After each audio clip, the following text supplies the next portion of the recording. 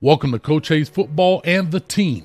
That's right. If you're here, that means you want to become a team member, and here's how you do it. Simply join up. There are 3 tiers. The first tier is the player tier. On this tier, you get to use special emojis as well as you will get member shoutouts. The second tier is the coach tier. Now, here's where you get prioritized in the comment section on live streams, discounted merchandise. You also will receive access to early videos and private videos. The third tier is the coordinators tier. This tier right here is where it gets really exciting. You get to skip the phone lines and be next automatically. Also, you can join me on the screen, right, during the live streams. You get to come on the screen and talk your talk. Also, we'll be watching some games together. So you'll get specialized and private links in order to watch the games with Coach live. Just a quick note, the higher the tier, you also get the perks that go below it. That's really exciting. So not only that you get the perks for that tier, but you get the ones that follow underneath as well. So don't hesitate. Go ahead, hit that join button, become part of the team with Coach Hayes, and become a player, coach, or coordinator. And I'm telling you, we're going to have a great time this season.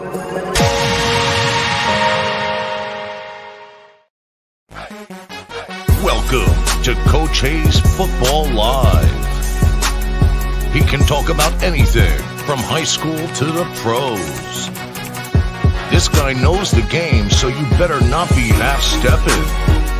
I can guarantee you most of the audience is going to agree with me before they agree with you. Strap in, because Coach Hayes is about to crack your cranium and fertilize your brain. Go ahead and right here, right now. Subscribe now and check out CoachHayesFootball.com. What's up? Primetime Talk 25. Coaching here working, but just finished doing Canes Talk Live. Now we on Primetime Talk Live. That's what happens when you get on the road, man. Let me know everything looks good, sounds good, and we can make this thing happen. Let me get a thumbs up from somebody in the building. We're finna get this thing rocking and rolling, boy. Wow, a lot going on. I'm just waiting for that thumbs up to make sure everything does sound good and there's no issues. All right, we got a thumbs up. There go LNV in the building. Man, see, producer be sticking with your boy, man. I love it. Appreciate you, Ellen. All right, also real quick, new member to the Third Degree 7 is a new member. Appreciate you. As you see, it's right up here at the top. Yep. So if you want to become a member, all you have to do is hit the join button right there next to the subscribe button, or if you have Apple products, right? I know Apple doesn't mix with the YouTube app, so you got to go through your Safari. I know Ellen will put that up in a second about how you can do that. Very simple. You just have to log in through your web browser instead of the YouTube app, and it's just that simple for all product users, or maybe even use the link that's in the description. Should clear that up for you. So appreciate you, Ellen, for all of that, man. She'll be riding with your boy. And also, I want to say, appreciate everybody that when we did that long show, man. It was bananas. We had a lot of good fun with it. But let's talk about this, man. We got to talk about Colorado and Nebraska up in here, man. Right? I didn't get a chance to see the game live, of course, for those that know or maybe don't know or maybe don't even care. That's okay with that, too. I was down at the Miami game, of course. Had to celebrate the Canes. Got to make sure we had to throw that W on there against Texas A&M. And I did a pregame show, but it was raining so bad. I wanted to do a lot longer, but it was so bad out there. You can't have that equipment out in the water. But again, I kind of talked about the game a little bit. And if you missed it, I'll go ahead and just kind of recap it. Clearly believed that Colorado was going to beat Nebraska and beat them convincingly, in which they really did. I said that one of the keys to the game was a guy named Jeff Sims, who's the quarterback for Nebraska. He's so hit and miss. Jeff Sims is a young man that has some talent, but he can't ever get out of his own way, right? He can run. We all know that. He can throw the ball. We know that. But when he doesn't see the field, he doesn't see the field. Like the interception he threw underneath, which was a great play on an interception, great play by Colorado. He was late. And it's like when he misses it, it's just catastrophic. The handoffs, handling of the ball is just catastrophic. And it's like, as a coach, that's something you really don't want to get into, man. You don't want to get into players that's inconsistent, because once they get inconsistent, you don't know what you're going to get. And that has always been the problem with Jeff Sims, even when he was at Georgia Tech, right? I know him well, followed him because, of course, he was in the ACC. Miami played them quite a bit. And he was always really the X factor. You didn't know what you were going to get, so there was no consistency to that. And that's what it was. To be honest, I was kind of watching the game on my phone at the tailgate, watching it. It was a great battle within the first quarter. It really was. The first quarter was a great battle, back and forth. Their defense, Nebraska defense, stood up, played well. I thought they played extremely well. They ended up having 7 sacks against Shedeur Sanders for various reasons, right? Some of them would cover sacks, some of them would blitz, and whatever the case may be. And they played extremely well, but they didn't do their offense any favors, right? And that's where Colorado pounced and did an excellent job of making them pay for their mistakes. You make them pay for their mistakes. And so as we look at it, right, first quarter was 0-0. They walk out of there halftime 13-0, right? Really not enough lead to be convinced how it's going to go, but then they come back again. Jeff Sims takes the quarterback draw off the right-hand side up the gut, taking 56 yards, I believe it was, right? And now it's 7-13. They played them well, but again, Colorado just outperformed them over time, right? And that was a good thing. And again, Shedeur Sanders comes off with a great performance. Let's go through some of this box score a little bit here overall. So for Colorado, total yards, they had 454 yards to Nebraska's 341. Out of that, they had 396 yards passing, Shedeur, out of 119 yards passing. 58 yards rushing for Colorado out of 222 yards rushing.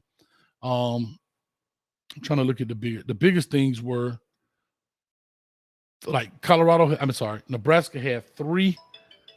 Nebraska had three fumbles lost and 1 interception. That's 4 turnovers.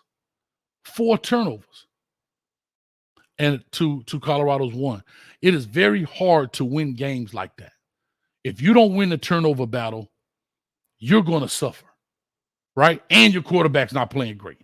And that's what Colorado did well. One thing I will say about Shedeur Sanders, I will always say this, he is poised, he understands, and he's calm, and he protects the ball. He does. He protects the ball, right? He doesn't do anything crazy. He's not trying to prove anything. He takes what they give him. He makes the throws he's supposed to make. He puts fire on it when he needs to.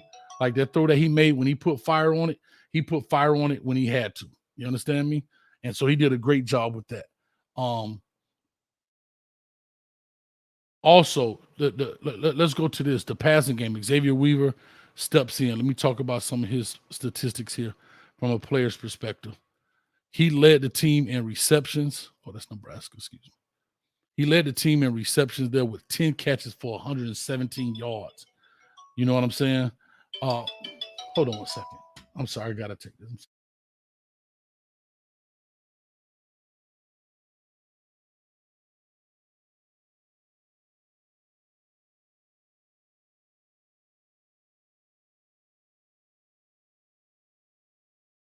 All right, sorry about it. I had to take that call.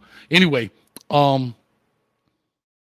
Xavier Weaver, 10 receptions, 170 yards, 17 yards, average with 1 touchdown. Travis Hunter had 3 for 73. Jimmy Horn with 8 for 64. That was big right there. And then Dawson steps up, right, with 3 catches, 1 touchdown. Great touchdown in the back of the end zone. And the ball was spread around among some other guys as well. Dylan Edwards, who was the breakout running back last week, he had 3 catches for 8 yards. He had 1 big one, but I think he got brought back for a holding penalty.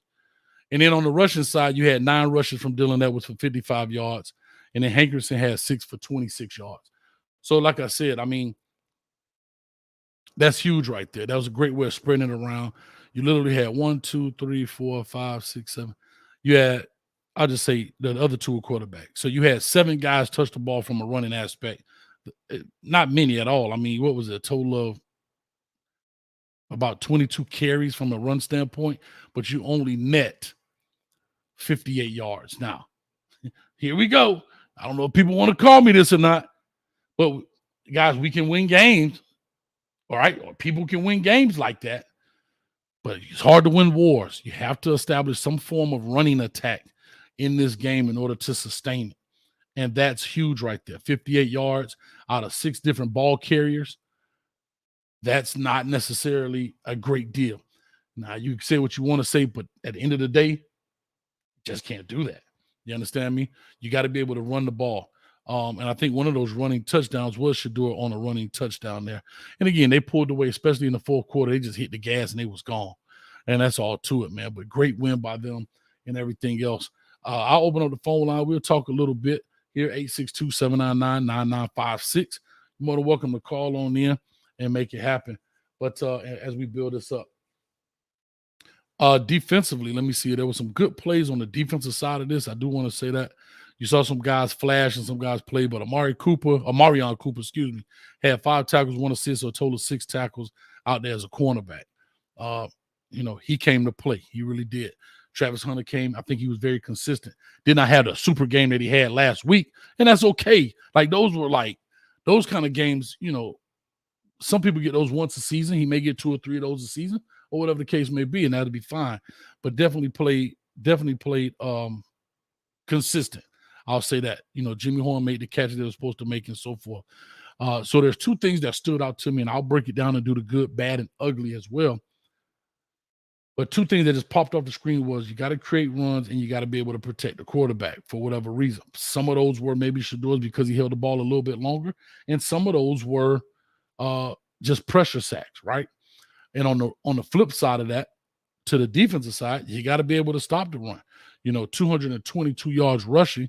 You did a great job with the quarterback, but a lot of those were self-inflicted wounds. And that's where a problem comes in. Like I say, Jeff Sims, and I hate it because I tell you, I'm a player fanatic.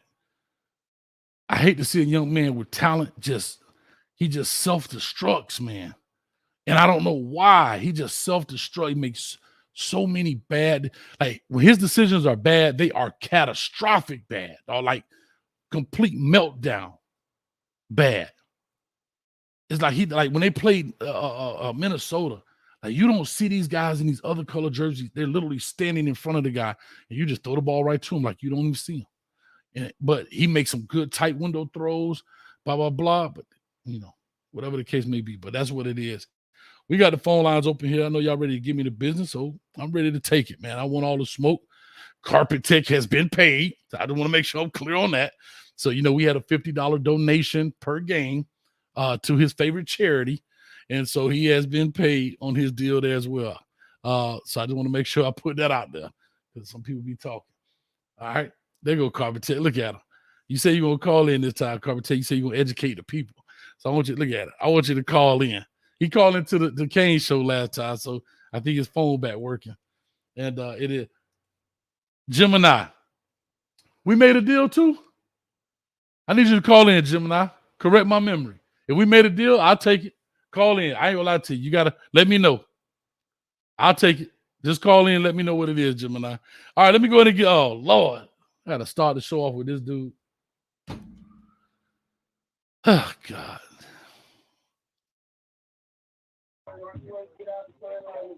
Old school. Where you at? The VFW? The American Legion?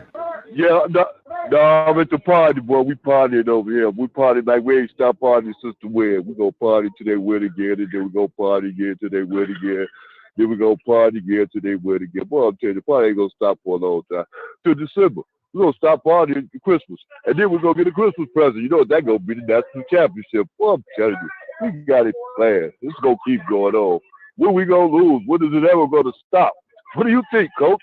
Hey, congratulations on that Miami game. Boy, I'm just you just one step closer, huh? Hey, I'm right there. Yeah, you just one step closer, huh? Yeah. You can talk now. Yes, we're going one step closer, sure. Yeah, congratulations. I'm glad, boy. I saw that sweat popping off your face when you was out there in the parking lot. You talking to the fans and everything. Boy, you was you had that look on your face like you needed a haircut. Yeah. But it's all right though. you still gonna come over to the wild side. Wait, let me say this too before my 2 minutes is up. Hey, were you impressed? Like I said, was you impressed? So I have to say this. I saw the game today. I watched the game today so I could watch it. I watched bits and pieces of it yesterday because I was at the other game. So I watched it today. I thought they fought back hard. I thought they really, that, like I said, they didn't fold. They were poised.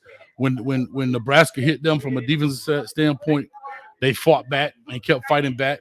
And again, the turnovers were things that I really thought made a difference in the game, and it kept Colorado with the momentum, especially being a home game, sold out crowd, everybody's there. I mean, Nebraska truly shot themselves in the foot, but I think Colorado definitely took advantage of Nebraska and their mishaps.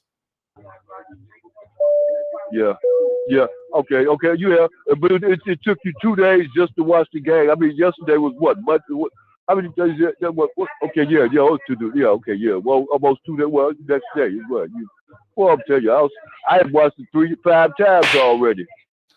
I analyzed it, boy. I'm telling you, I be analyzing the games now. Boy, I go right back on it. I got YouTube, so I just go right back and I just watch it again all the way to the end. Well, I gotta drive. So anyway, old school, get up out of here, man. I got other people on the line, man. Go back to hey man, go back to your old school party. Y'all probably over there sharing hog maws and stuff together, man, and chicken sauce. Yeah, go Buffs. All right. Yeah, what a man. What I don't even want to know, old school. I'll let you later, man. Old school in the building. All right, here we go. Miss Blue in the building. All right, Miss Blue, let me see it. She says, what? I haven't been over here in a minute, Coach Hayes. Well, I'm glad you're back. Then she comes back and says, oh, Miss Blue, I thought you were brighter than that $50. You bet against prime time. Wow. I didn't bet against prime time. I just played the odds. That's all. That's what we typically do. But anyway, old school thing, you're going to hang out in the back. You ain't going to clog up this thing back there. Y'all over there eating hog maws and stuff. I ain't dealing with it. Him and his lady friend, they got 2 straws in the Ensure can. All right, here we go. But DJ, call in, man, because I don't remember. I'll take your word for it, bro. But call in. I saw your thing on there. Yeah, me and the other dude, we spoke. And, I'm cool with that. All right. I believe this is this Carpet Tech? Carpet Tech. I already know. Yeah, I heard my name. Okay, here we go, Carpet Tech. So what's up with you, man?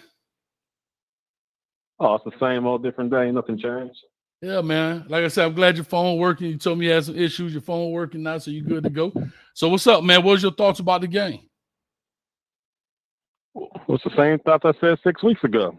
I don't remember it. Ain't nobody thinking about Nebraska. Okay, ain't nobody thinking about that. That's a running team. They barely won the week prior, and they're one-dimensional. So therefore, ain't nobody thinking about Nebraska. We need to get ready for Colorado State this week. And they said, too, they got blown out 50-plus by, what was it, Washington State? Oh, yeah. And then who we got? Oregon barely won. I already called that game. I called that. They barely won. They really lost that game. Sometimes when you lose, coach, you actually win. Sometimes when you win, you actually lose. In that game, that Oregon, they lost. So that record can show what it was, but we're gonna blow them out. Now USC, that defense is looking shaky as always. But that offense looked pretty nice. And all the rest of them teams are sorry. We ain't worried about nobody but Utah. All right, so Carpet Tech. Because here's what I want to do. I don't want to get – can we have a football conversation? Like, can we talk about the game itself, or we just going to talk about it just – if we're going absolutely. Yeah, because if we're going to just say – I'm just saying – about a minute hold on. Now you got – I don't have a minute. I'm on here longer than I need to be. I'm just saying to you – Oh, I can have another 2 minutes. No, you're fine. You're fine, bro. I'm just – and nobody else called in right now. I'm cool. All I'm saying is, when we talk about this, I just want to be clear. I want to have a football conversation. I don't want to talk about, man, they just bad. They ain't nobody. I want to say, let's talk ball, bro. Like, if we can't do that, then we can move on. But I just want to talk football. Like, you watch the game. What did you see? What are the things you liked? What are the things you maybe didn't like? What could be fit? Like, that's football conversation. Okay. All right. Okay, let's go ahead and start back. Let's start back with the first quarter. We'll take it there. That first quarter was pretty good. Like you said, it was pretty cool. It was back and forth. Everybody's a little rocky. It wasn't no shootout, like 40, 50 yards down the field. I was starting, I ain't got nothing against Sean Lewis. Sean Lewis is an excellent coordinator, but sometimes I think he needs to open that up because, especially in the beginning, like, you can do it to Travis Hunter, but I need you to expand it to the whole squad, like, get them out of there. Because it doesn't really matter because Shador is smart, like you said. So if he doesn't see what that call is played from Sean Lewis, then he'll go ahead and take it upon himself and go do what he needs to do. So I'm not really worried about that area. But yeah, it was a good game. The second quarter was pretty good. That third and fourth quarter, we just took off. And the secondary, we need to figure out something for the for team 2 for the fourth quarter when they came in. And hopefully Camardi hurry up and understand the playbook, because no matter how good of an athlete you are starting from high school, if you don't know the plays, you ain't getting in the game. So let's speak about Kamani a little bit. Hold on. But let's speak about. Hold on. Say that again. He's not going to learn that playbook overnight.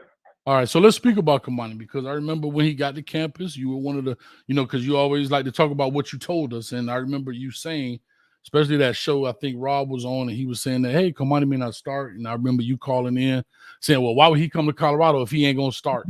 And whoop-de-whoop-de-whoop. So my question to you is, what changes from your take on that to this? Like, because your whole stance was, man, he gonna start right away. Man, he a day one starter. Why would he come to Colorado if he ain't gonna start right away? And this, that, and the other. So why do you now change your tune in the sense of saying, hey, you can't learn the playbook overnight. He's got to learn this stuff, this, that, and the other. What changes that tune?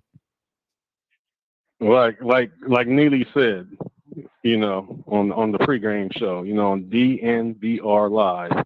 He said, Camardi needs to learn to play. That's coming from the inside. Mm-hmm. So if somebody's telling you that from the inside, then that's what it is. There ain't really too much to talk about. Well, the reason I bring it up, IQ is a lot smarter than others.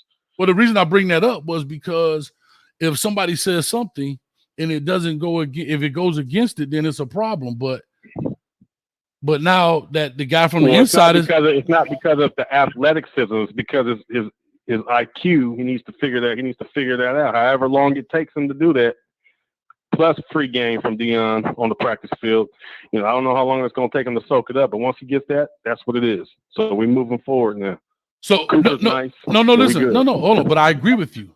But I think that I don't think anybody questioned his athleticism more than they questioned, like you said. I think the biggest X factor in this whole thing was learning the scheme, the system, the playbook, the ins and outs of it, and the nuances. Because we all know cornerback is probably one of the toughest positions coming into play, especially as a true freshman, right? Not necessarily his athletic ability of covering and tackling and getting off blocks and whatever, but knowing how the intricacies work of trips versus two and motions and so forth and so on.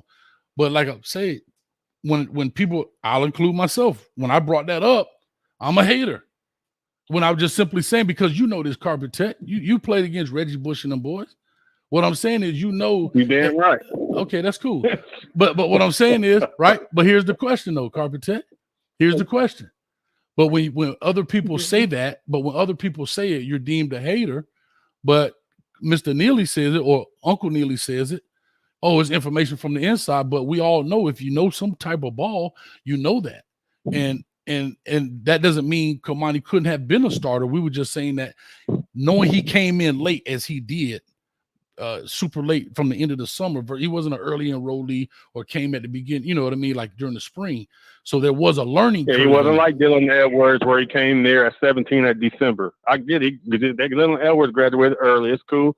Right. Camardi, it is when he figures it out, he'll learn it. But to that time, it really ain't nothing to talk about. He doesn't got it nailed all the way down. Once he figures it out, he'll be on that field. No, but I'm not trying to. This is not a Camardi thing. This is more of a, when you talk to people, athletic thing. No, it's not athletic thing. When you talk to, I'm talking about fan bases here. When you talk to the fan base, and you say, hold on, when you talk to the fan base and you say something, if it's not exactly what, you're a hater. When exactly what happened, and I'm not trying to say I'm right or wrong, because I really didn't even say it, to be honest. And I'm not trying to put anybody on the bus, but that's kind of what Rob was talking about in that sense. And I actually second him in saying, like, yeah, it's a learning curve. I'm not saying he can't, but there's a high possibility that he may not, because there's a lot that goes on, and he's going to be there literally, I think, 4 weeks before the game. I think it was like a month before the first game was supposed to take place. And so that's okay. And I've said that, and that's okay. He'll be okay. He's going to be fine. He's going to be a good player. He's going to be great. But there are a lot of hurdles that need to jump. So I just want to bring that up, because it seemed like it's easy for people to change their mind about something that they were so steadfast on, But then if somebody else says something, oh, you're a hater. I just want to be clear on that. Like, all right, well, perfect example. Reggie Bush didn't start his first 5 games at USC. No problem. Herschel Dennis was a starter. You're the one right. that was talking to Megan Good, he was starting. So, Reggie didn't. It's not that Reggie wasn't good enough. He didn't. It took him a long time. No, but that's not what I'm saying. Yeah, but that's not what athletes. No, but that's not even in high school back in the day when I was playing. If you don't know the plays, you ain't playing. You might know 1 or 2 or 3. The red, the zone, the flats. All that. Cover 3, cover 2, the easy stuff. But when you actually in the game, you got to call it and you got to speak to each other. Oh yeah, that's a whole different game, especially when you live. But Carpet Tech, that to what you're saying, we're not saying that he's not going to be a starter. He may start next week and never get a job up. But what I'm saying, with the same conviction that you had for that, and it ended up not happening, right? And that's okay. But the flip side of that, if somebody says something, oh, you're a hater. Like, that's what I'm trying to get. That's what I'm trying to get people to understand, is that at the end of the day, we all just have opinions. No one's going to be 100% right about this situation, because all of us are in uncharted territory, and we're starting to see what Coach Prime and his staff is building. And I think he's doing an excellent job at it. Like I say, I always thought Coach Prime would be successful at this. I really did. I do believe that. Right, I really do. I just know there's some different hurdles, but right now, I mean, dog, he's got some, like, Shador is a player out there. We know Travis Hunter's a player out there. Dylan Edwards. Let's be honest. I don't care who you are. Dylan Edwards in that TCU game exceeded everyone's expectations. I don't care who you are. Even if you thought he was a baller, you didn't think he was going to do that. Tell the truth. Did you think he was going to do that, Carpet Tech? Who are you talking about? Dylan Edwards. Dylan Edwards, I already called. That's the dude that you call little dude, remember? You laughed at me and you said, oh, that little dude is one of my favorite running backs. And I told you. But he didn't run the ball. I didn't know he was going to be the starter. But that's all I'm saying. But when I said little dude, we were talking about running the ball. We were talking about running the ball. And that's what I'm saying. He did something that no one else expected. Dog, like that's all I'm saying, that nobody truly knows what's going on here. It's all speculation, innuendos, and whatever else. And that's it. Yeah. That's it. Well, I already knew, but I already knew Dylan. I called that a long time ago. Y'all just have to see it. You knew that Dylan Edwards was going to have over 100 yards receiving. Oh, dog, come on. No, I didn't know he was going to have 100 yards receiving, but I knew he was going to be one of the talented running backs that had a potential to start. Like he's doing now. I just didn't know he was going to start this early. Okay. All right, this thing is blowing up here in the back. So here's my deal. I'll start your clock now because we got quite a few callers calling now, trying to build up the queue here. So I appreciate it. But anyway, so let's talk defensively, man. Do you see anything that could work on the defense or needs to be fixed on defense? The biggest thing I looked at, it was we shut everything down to 1 touchdown. We went from 42 points of last week of TCU to 7, which is a huge upgrade, elevation for the defensive squad. We got our defense look pretty good out there, so I'm comfortable with the defense. Okay, so everything is good then. Yeah, from what it looks like we figured it out. All right. Okay. All right. So I'm good with it, man. Y'all got Colorado State coming up here. That's a home game or away game? Home game. So you got Colorado. That's away game. That's an away game. Colorado State's away game. All right. We got to play Colorado State next. We got to play them at their home. Then we got to go to Oregon, and then we play USC. And that's the game I'm waiting for. I can care less about all the rest of the game. I'm really waiting for that USC game. Yeah, I'll be at the USC game. I'll be there. Like I said, we'll be there and everything else, and see what's going on. And have fun with it, man. Yeah. Maybe I might get a deal. That's gonna be a shootout game right there. Hey man, maybe I might get a Prime interview, man. Me and him might sit down and talk. I know some of the people he know. I see John Liquidator and Common, Life and Football. They didn't made it up there. That's good, man. What was it on Saturday? They was having a great time. Yeah, man. I think they ran up behind Prime and the kids up there at the fiesta that was going on, the little carnival that they had, parade was going on up there. Uh-huh. So yeah, you might be able to get access, get close to Coach Prime. I told you Warren Sapp was going to be up there once he got his degree. I told you that.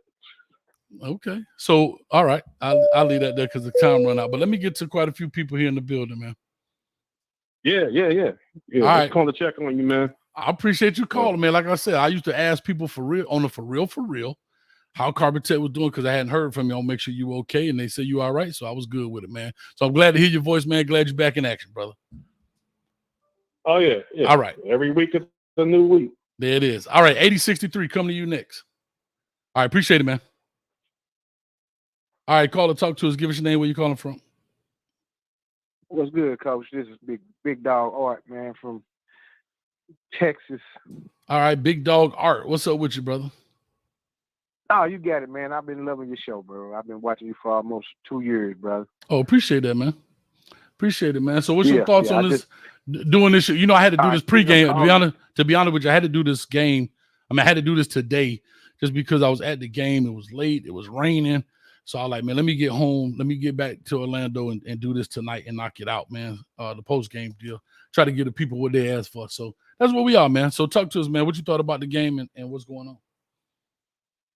Well, I like you and my man conversation y'all just had. But from a defensive player, see, I play outside linebacker. Okay. And from an outside linebacker, middle linebacker, which is a Mike linebacker, eyeballs. Defensive coordinator got to stop taking them guys out of their position. He's trying to run stunts, but when you run certain stunts, you open up a certain side. That left side is always open. It's always open. It's always left open because why? You take your Mike linebacker out of position. Mm-hmm. You got a rover. You got a receiver. Let me talk the real terms. You have a receiver coming across. He's coming across. Then your linemen, your linebackers, they move over. When they shift out of position. That's what a team wants you to do. That's why you run the receiver to the other side. Mm-hmm. They want to see what you're going to do it. In order to fix that, you have to bump. But who has to cover the tight end? The safety. Either the safety or the weak safety or the strong safety. Somebody has to cover the tight end, and the tight end is always left open. The reason the tight end is left open, man, is because they shift over and nobody takes the responsibility of the tight end. Tight end always should be bumped. The tight end needs to be hit every time off the ball. They don't do that. They leave their left side open every time, and it bites them in the behind every time they do that. So my suggestion is they run a 4-2. They run a 4-4 base, 4-4 monster, or they might run a 52 dog. A 50 front in today's football? Ooh, that's tough. But you already got to remember. You got to remember if you're running the 52, you got to bring who up? The safety, right? Safety coming over who? The tight end. So but what if they don't have a tight end? What if they go 4 wide? Like, that's the problem. Now I know we're getting real coachy here, guys, but you go 4 wide. Hold on, I'm just show you something. So if you go 4 wide in this deal, right, and you bring the line and you bring the strong safety up, you either gonna play cover 3 or man or some variation of it. Yeah, strong safety is still a linebacker. In some people's eyes. I mean, I get where you're coming from, technically speaking, but my question, because you can always bring in that nickel and dime guy and take him out, right? If you go 4 wide, you still can be in a 50 front. However, once you do that, you're bringing a lot of pressure. Now you can create a 50 on the run by blitzing a guy, and you still create a 50 on the move, but not just solely just line up in 5 down linemen.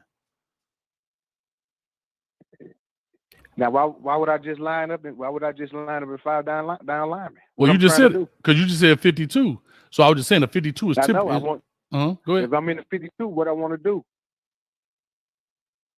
You want to stop the run? I want to blitz. I want to blitz the 2 outside men. I want to blitz the 2 outside. I want to blitz the defensive end or the linebacker. I want to blitz them too.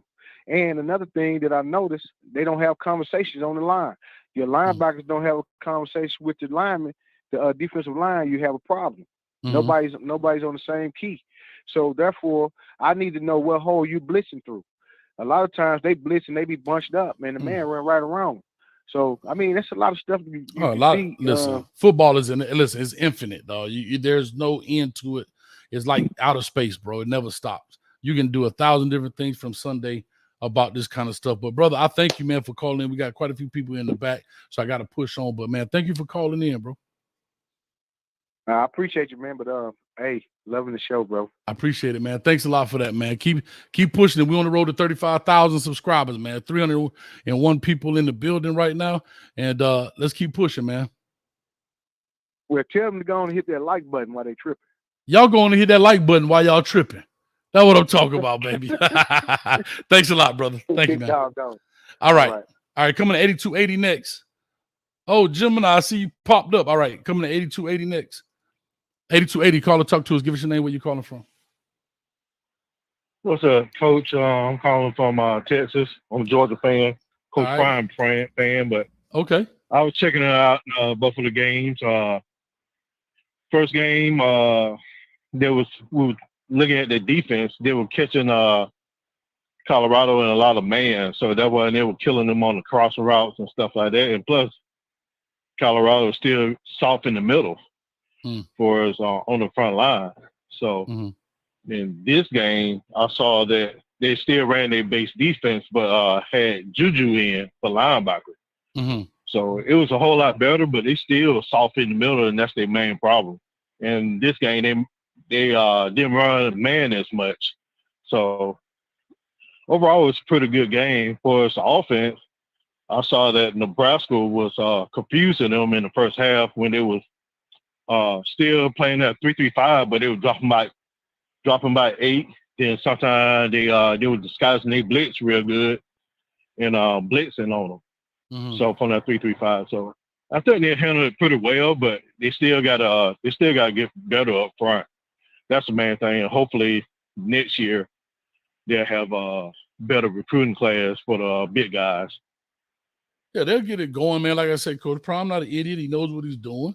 In that sense, right? The players got to come and play, and so forth and so on. I didn't see a lot of crossing routes like we saw with the TCU week.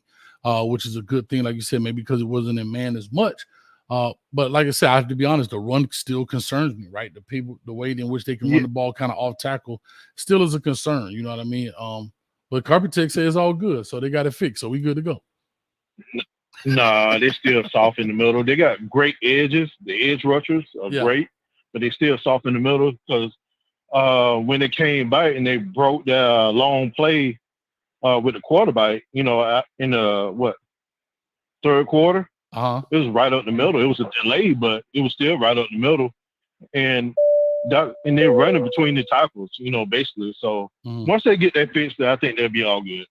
Nah, yeah, like I said, that's a part of it. I think, and again, one of the things I said before, but whatever, it's about run fits. You got to know where guys fit in this deal on the move, right? And so, but that comes with some time.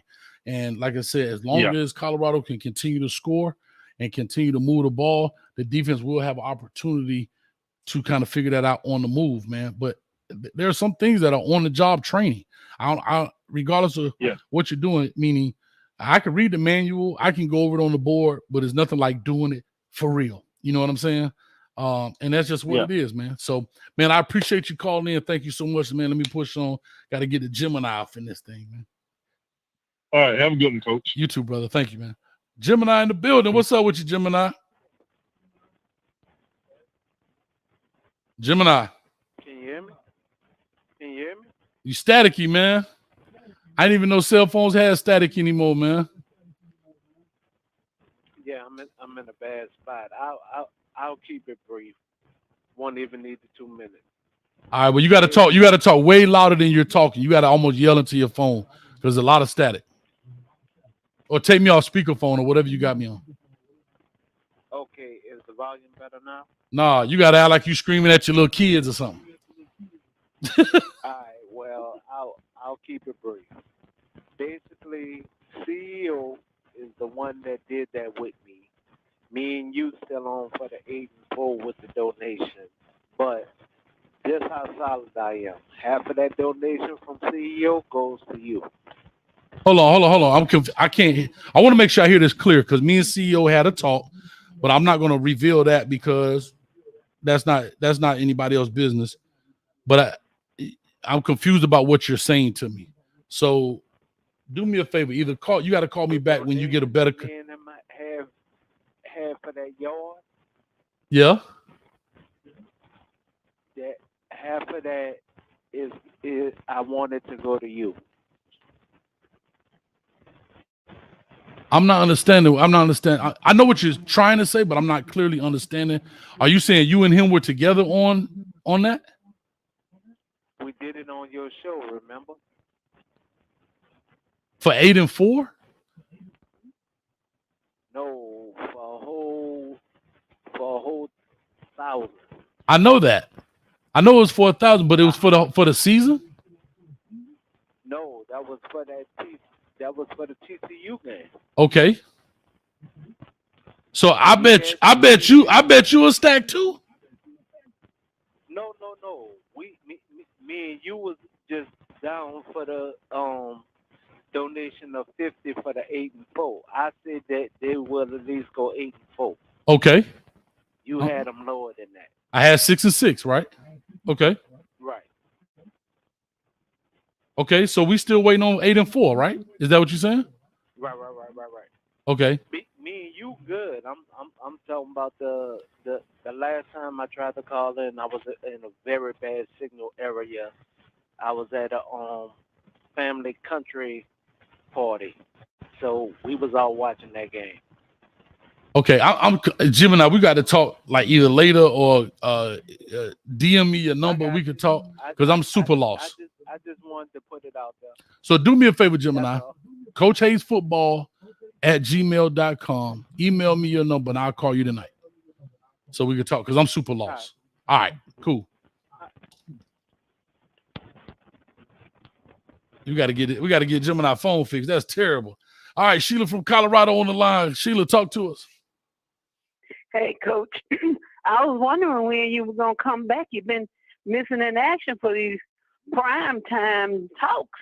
I have not. I do once a week. Well, I didn't see you last Thursday because I was waiting to talk to you. Well, remember, I changed during the season. I changed because of the game. So, like I say, I only do once a week. So, I typically do Thursdays. But what I know is happening during football season, there's so much football going on that I actually going to push. I probably will push these days to maybe Monday or Tuesday earlier in the week because there's Thursday night football, there's Friday games on, there's Saturday, there's traveling. So during the actual season, primetime talk may come on earlier in the week. I haven't picked a day, Monday, Tuesday, or Wednesday, somewhere in those days. Just because it's so much. You got Thursday, people traveling on Friday, Saturdays is game, it's just so much going on. And then, like I say, Miami play Thursday, right? So it's just so many games going on. So I may push them up early in the week like this. Oh, okay. But anyway, so I just wanted to talk about, everybody's still talking about the defense. And I think, like once the very first game, I think they were terrible because they got run on and everything else. This last time the defense was a little better.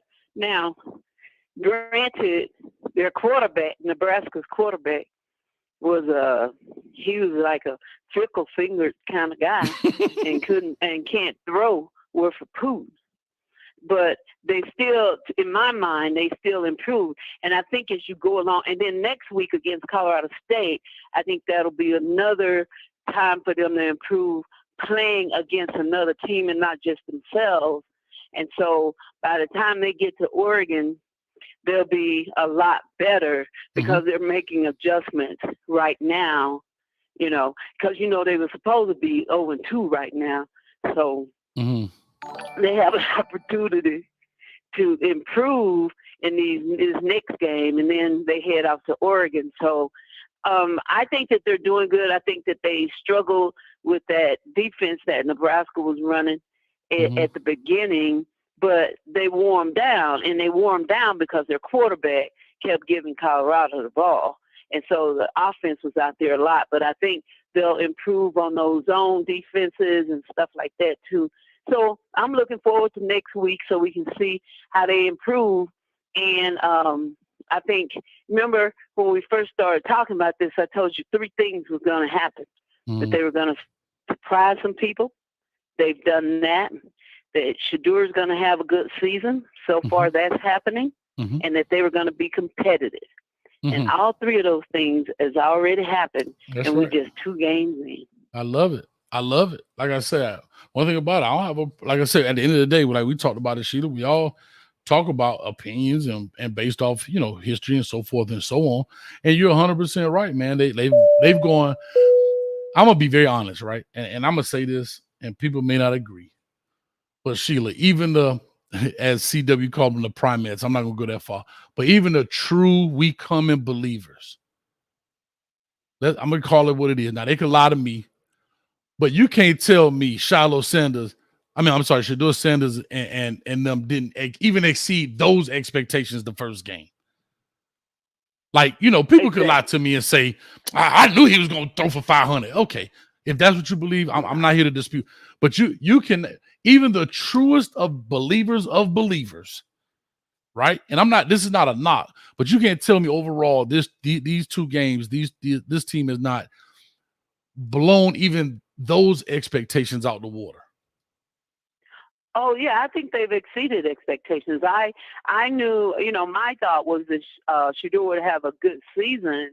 I didn't think that, like the first 2 games he'd be over 900 yards. Right. You know what I'm saying?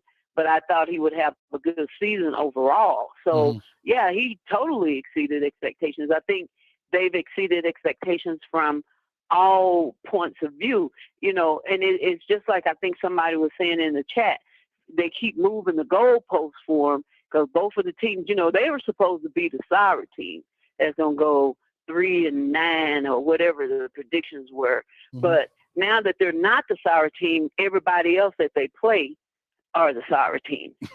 Well, can I tell you this? That's fandom, right? So for example, I'm going to show you true fandom. Miami Hurricane people who are not Miami Hurricane fans, they were the same ones. Texas A&M going to beat y'all, but blah, blah, blah, right? And I had them winning 28-24. That was my expectation. I said, 28-24, 4-point spread, And I did say, had it all depended on number 9, Tyler Van Dyke. Not to really talk about Miami on this Colorado deal, but to give this parallel. Now, those same people are saying, man, Texas A&M, sorry, man, they suck. So that's fandom across the board, any and everywhere you go. So anytime like right now, Alabama loses to Texas, right?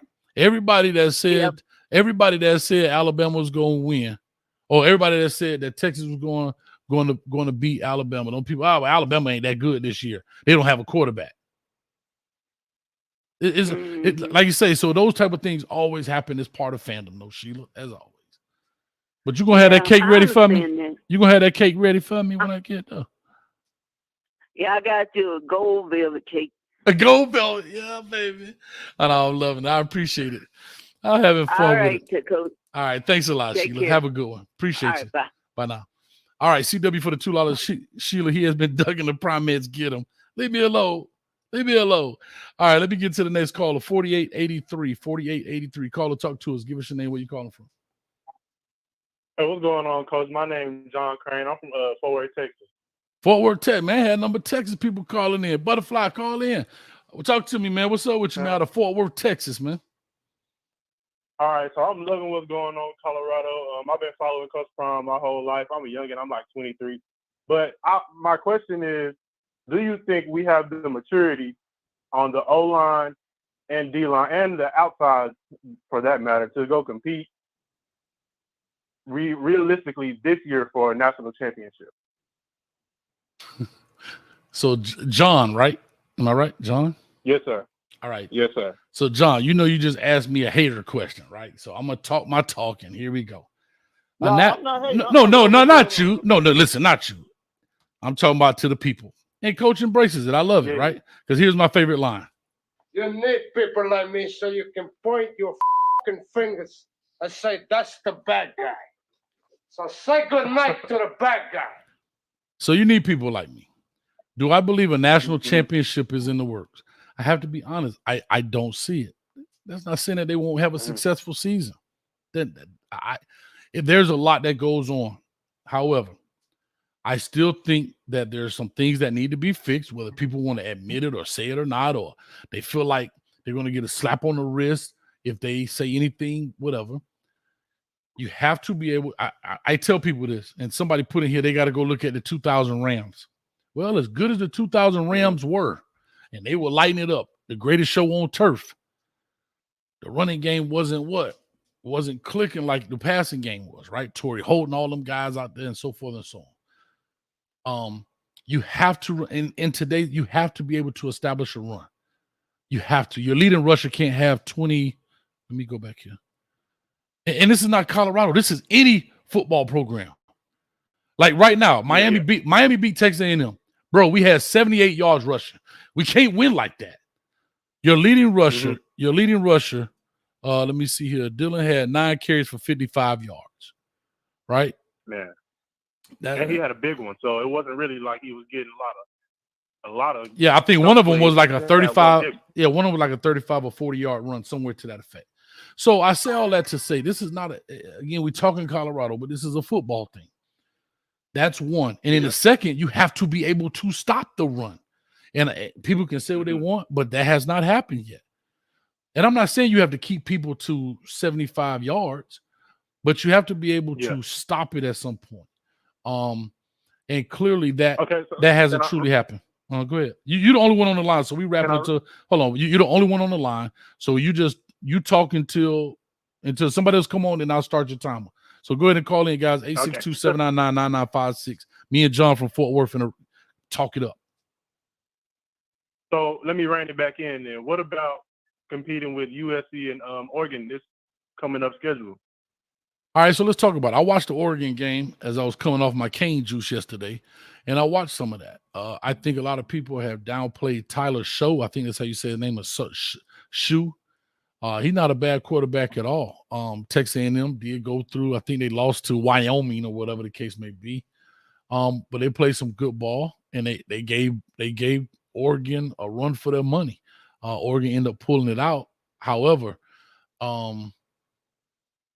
I think when it comes talent for talent right now, and here's one thing else that's happening, because a lot of people said this in their defense. Nobody's going to know what Colorado's going to do. Well, you're right. But now things are starting getting to be put on tape. So now tendencies, abilities from players, individual players, line blocking schemes. Every week you play, something else is being put on tape. Well, I know, listen, coaches call a game, last man with the pen wins, right? Yeah, so the rebuttal is, yeah, but we haven't opened up the playbook yet. I get that. I understand that. But players' tendencies start to come out on tape over time, and these guys start breaking stuff down. I will say this: Nebraska's front four, and sometimes the front three, really made it hell for Shedeur. It really did. Yep. And that is something that other people may try to emulate. Not saying that Colorado can't fix it, but I do say that some people, they look at those things. That's why you look at film. Okay, who's the guy we may be able to work the most? Where can we attack them the most? Where are they most vulnerable? And that's how things happen. I got to start your clock because I got I think Big LT in the building, so I'm gonna start the clock now. But anyway, that's just kind of how I look at it in that sense. And so the same way people talk about Texas Tech exposed Oregon, I have to say this: some of the things that Nebraska did exposed Colorado, right? Because they just played them tough in that first quarter, and again, eventually Colorado just outplayed them over time. And I think Jeff Sims, man, God, dog, boy, if Matt Rule ain't pull his beard hair out, God, leave, bro. So what about Javon Antonio? You think he'll help us out when he comes back? He should. And that's the big receiver, like the 220-pound receiver, like 6'4", something like that. Yep. But we haven't seen him do anything yet this whole season, even though it's been 2 games. But well, yeah, I mean, like I said, it's been 2 games. They spread around the yard. You know what I mean? One thing about Shedeur Sanders, he doesn't have like a favorite, right? He's not like a guy that he's throwing it to the guy that's open. One of the big time throws that I saw he made was that crossing route after the turnover. Man, that's a huge throw right there, man. Sit in the pocket.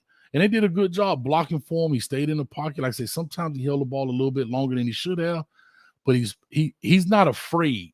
And he doesn't have fear of getting hit. I saw one he kind of rolled out. Knew the dude was finna tear his back out, but he just stayed in there and took that kind of stuff. And that's why I'll just say, hopefully, you got to play a little bit smarter in the sense of get it out your hand, because, bro, yeah, these dudes get tough, but you don't want these injuries, man. Like right now, he is the engine that make that thing go, man, and you don't want the engine to have a hiccup. Yeah. Well, that's all I got for you, Coach. I appreciate you. All right, man. I appreciate it. So people said there's tape on Oregon and USC as well. Yeah, I totally understand that, Saeed. You're right. But what I'm saying is people were saying that there was no tape on Colorado at all, so nobody knew what they were going to do. So I was just saying, as they play more games, you now have more footage. I totally agree, bro. I totally agree that, yeah, they got tape too. You're right. I'm not saying they don't. I was just explaining that to people. All right, Big LT in the building, man. All right, Big LT, you the only one on the line, baby. So it's just me and you until somebody else called through, man. 862-799-9956. What's up with you, brother?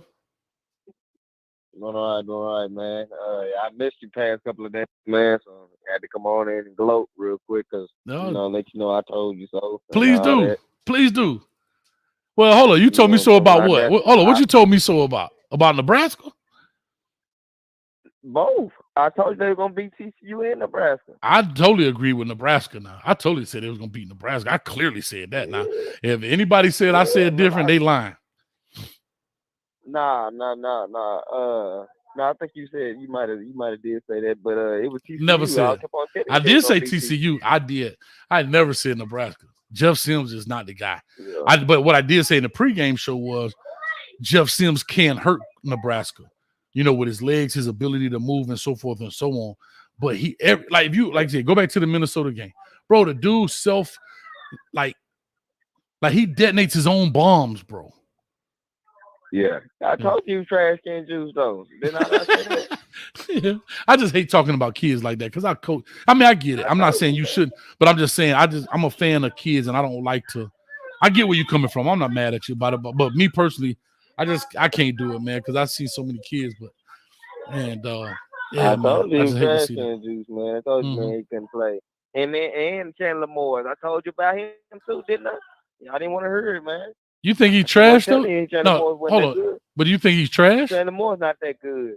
I mean, his decision making is questionable, and then he doesn't have the experience. I told you he ain't threw 4,000 yards yet in the Power 5. He ain't played a full season. All that come in, he played just like I thought he was gonna play. Inexperienced, shaky. You know what I mean? He was just green, man. Just too green. But let's be honest, with all that greenness. On the computer. So with all that greenness, you don't think he made good throws? Like, and I'm gonna tell you straight up. Can I just be very honest? The Trevor Woods interception was on him. Straight up, straight down, straight across the middle. But the interception on Travis Hunter, I guarantee his pre-snap, and Travis Hunter's baited him, dog. Some of your better quarterbacks. That was a good play on Travis. That was a good throw on Travis. I mean, good interception. That was just a play made. But it was multiple plays where he was either overthrowing or throwing behind his receiver. I thought he made some good throws. I'm just saying, that's me personally. I ain't saying. I was at the game, Coach. I was at the game. I saw it on TV. He was missing some balls. Okay. No, I'm not saying you're not going to miss some throws, man. I got you. And that's without pressure. Ain't like he got pressure that much. Okay. You know what I mean? And then the Nebraska game, I knew that was different. Once I seen that they got Sims was they starting quarterback. I knew that was a W. I knew they. Of course, he's gonna be the starter. TCU because. Huh? I said, of course, yeah, he was going to be the starter. Now that I know. I knew he was going to be the starter. I told you they're going to start off 3-0. We kept on trying to tell you. Mm-hmm. Yeah, no. I think they're going to, you know what? But I think they're going to, I don't think they're going to beat Oregon, but I think it's going to be a real close game. LT. I think they got the opportunity to beat them. You better stop it. What? You better stop it. They're gonna call you a hater. You better Nah, stop it. I already put mine out there. I don't care You what ain't a what believer. nobody says. You ain't a believer. But I think that turnaround game though, they're gonna need that loss because that's gonna bring them back down to earth. That I know. turnaround game in Boulder is gonna be an upset game. That's gonna be the biggest game of the year right there. Everybody thought that TCU game was the USC game gonna be the biggest game. They're gonna upset USC at home. I'll be there for it. Hey, I'm there for all the ish and giggles, dog. I'll be at USC. I'll be in Colorado, and I'll be on the mountaintop screaming, baby. I love it, man. But let me push on, man. I got quite a few people back here, LT, man. But you want to welcome to call back in. All right, bro. As you push in. Thanks a lot, man. All right, we got LT in the building. Let me go to who's on here that popped up? I see you back there, Butterfly. I'm coming to you right after 7475. 7475, coming to you. Hold up, before I do, I'm sorry. Rodney Evans, a.k.a. Hot Rod, $4.99. Fight on, baby. USC by 17. Watch, Coach. Caleb Williams will throw for 350. And the true freshman, Zachariah Branch, will have 2 touchdowns. Well, man, I appreciate that, Rodney. Hey, guess what? We'll find out September 30th, I believe it is. We'll definitely find out. Call or talk to me. Give me your name. Where you calling from? What's happening, Coach? This is Rod the Man Media. Baby. Why I don't have your name in? You must be calling from different numbers, dog. Nah, bro. I'm coming from the same number. I gotta hold on. Let me put your name in here, man. I don't know why your name not in the system, man. All right, what's up with you, man? Rob the Man Media. Man, I'm just chilling into my life. What y'all talking about here, man? I see this USC talking all this, man. No, I was just talking about the game. Actually, I didn't get a chance to do the background. Oh, let me start your clock. I didn't get a chance to do the post game because all that was going on yesterday. So I'm kind of just doing it today. Like I said, I like to just try to be consistent. So we were just talking about the game itself, Nebraska. I kind of went over that a little bit. I just talked about how Nebraska played tough there in the first quarter, and then eventually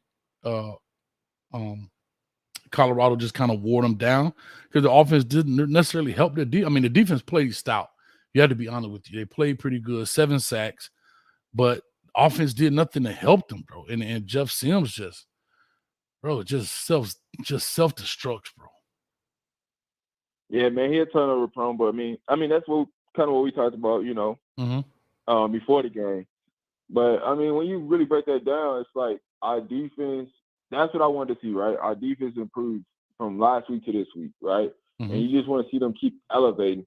Now, with our offense, struggling at times throughout that game, now that gives them something to go really work on. But I just, looking at the game, right? They just was vanilla too much, right? Just trying to run too many basic plays, too vanilla on offense, and try to get cute at times instead of just running the offense, right? Everything that they're doing right now is just leading up to that Oregon and USC game, and we're holding back a lot of stuff. But, you don't want to put a lot of stuff on film. So we're going to see over the next couple of weeks for sure. Yeah, man, like I say, CSU should be definitely a walkthrough. You should get a chance if you got any guys dinged up or banged up. Hopefully they get a chance to sit out the second half. I'm not sure. When is the bye week for Colorado? What week is that? Is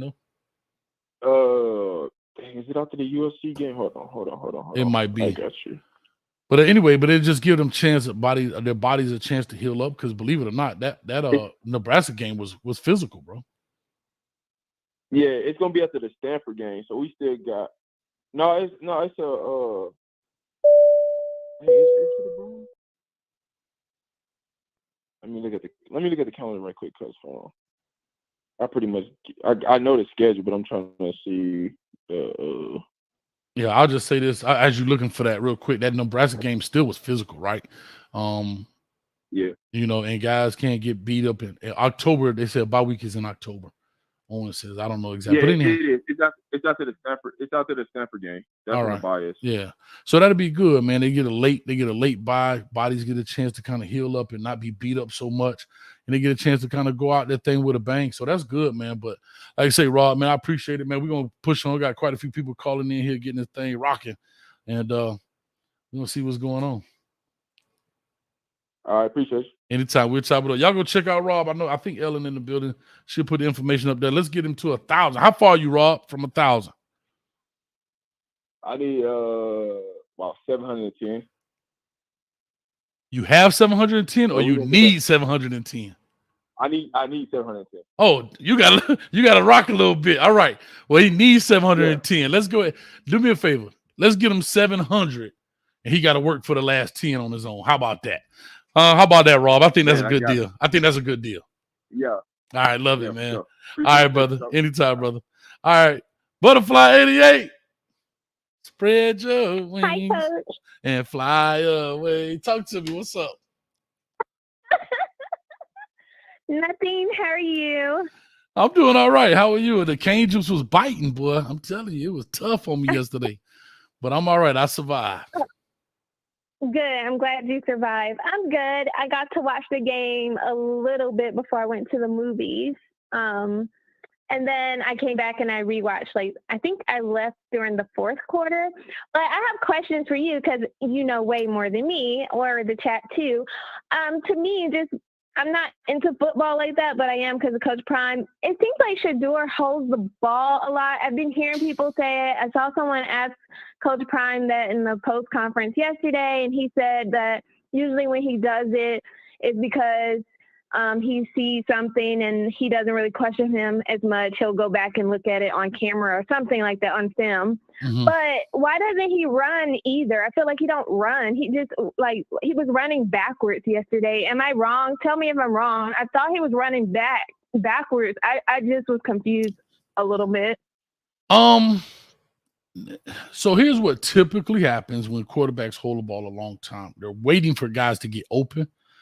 And you know, when you really have trust in your offensive line, you're holding their hope, they're holding it up, they're holding these guys up for you, and you're waiting for something to open up for you. The second thing is, I'll just call it what it is, especially our black quarterbacks, they don't want to get tagged as a runner, right? They don't want to get tagged as a guy that just can only run the ball. You know, and so therefore sometimes in their mind they think that hurts them. But at the end of the day, and I'm not saying this about Shador, I'm speaking in general about quarterbacks who hold the ball typically a long time. You know, sometimes you just, believe it or not, you feel like you got more time because you're sitting there waiting, and you're waiting for that guy to get open. And before you know it, now the pressure's starting to come. You know, even I watched Caleb Williams last night. He holds the ball for quite some time. And he trusts his ability to get away, right? His escapability. And sometimes it works for you and sometimes it doesn't. You know what I mean? And that's what makes, you know, good players great and great players, you know, whatever they're going to be, you know. And so that's kind of what happens in that sense. In that sense, he's kind of waiting for those guys to get open and it's not popping like he thinks, or he thought like, okay, I got this coverage right here. Jimmy Horn should be popping open right here, and he's not all of a sudden. So now what's next? Mm-hmm. And, you know, you're going through your progression, but believe it or not, it's going a lot slower than you think. That's just kind of how I look at it. Oh, it just seems like, yeah, he holds the ball a lot. And just from, like, outside looking in, not knowing all of the reasons. And then the other thing I noticed was, like, somebody lit Dylan up, like he was defending. I don't know who that was, but they just, like, kind of, like, ran through him like he was just, like, a French fry or something. On that block. It was on a block. What was it, Coach? Yeah, he was blocking. So he was blocking, and the guy came through, and that's where physics come in, right? You got the heart of a gorilla, but that's just weight against weight, right? You're talking 100 and what, maybe 65, 70 pound guy versus a 300-pound dude. I mean, that's just, you know, that's physics at its best right there, right? And so that's just what it is, you know. So, you know, people will start looking at that or whatever the case may be, and that just happens. That's the part of football. But sometimes you see some big dude get ran over by, like Dylan is the same one that stiff on Kamani, right? It's all about, it's just angles. But when you said a French fry, but when you see a big body and a little body, just physics says big body should just run him over. You know, just kind of what it is in that sense, just because of weight factor. I think Nebraska had this one. He just looked kind of like aggressive, like number 66, I think it was. He was a little like he pushed them on the sidelines, like when one of his men kind of ran off to the Colorado sidelines and he put his hands out. I was like, you've been eating a lot of cornbread or something. Like he was like huge, at least to me on camera. But not the cornbread joke. Y'all thought... throwing the corn jokes out there. All right, I'm like. I didn't even think about that. I didn't even try to pun. So, but no, that's what I noticed. And I was like, let me ask this question here. So, I love it. I don't know. What was your thought about anything else that stood out to you? Like I said earlier, they played well. They played with poise. They fought back through a little adversity at the beginning. You know, sometimes when players do what they did last week and come in, it's like, why they ain't working that great? Nebraska ain't supposed to be this good. And defensively, they played well. And like I said, they stuck to it. Shador played extremely well, you know. But like I said before, I do think they have to create a running attack with the running backs. Now, I think I saw Cavassier Smoke out there for a couple of plays. Let me see if he's on here. For a couple of plays. I don't know if he had many carries he had. Yeah, Cavassier Smoke had 1 carry. Savion Wilkinson had 1 carry. Charlie Offerdahl had 2 carries. Anthony Hankerson had 6, and then Dylan Edwards had 9. So maybe they'll get that thing rolling, and they'll get it rocking and rolling. But Butterfly got to run. We got quite a few back here, but we're going to definitely push it. And stop speeding. I didn't do anything over 90 today, so I'm good. All right. Bye, Coach. Bye. You sound, hold on. You sound like you probably, how tall you say you were? 5'4". And you around here doing overnight, man. I ain't messing with you. All right. You be safe out there. Put on 2 seatbelts. All right. All right. Bye. Bye now. 9437 coming to you next. 9437 coming to you next. Call or talk to us. Give us your name, where you calling from. I'm calling from Palm Beach County, Florida. I can't hear you. You got to say that again.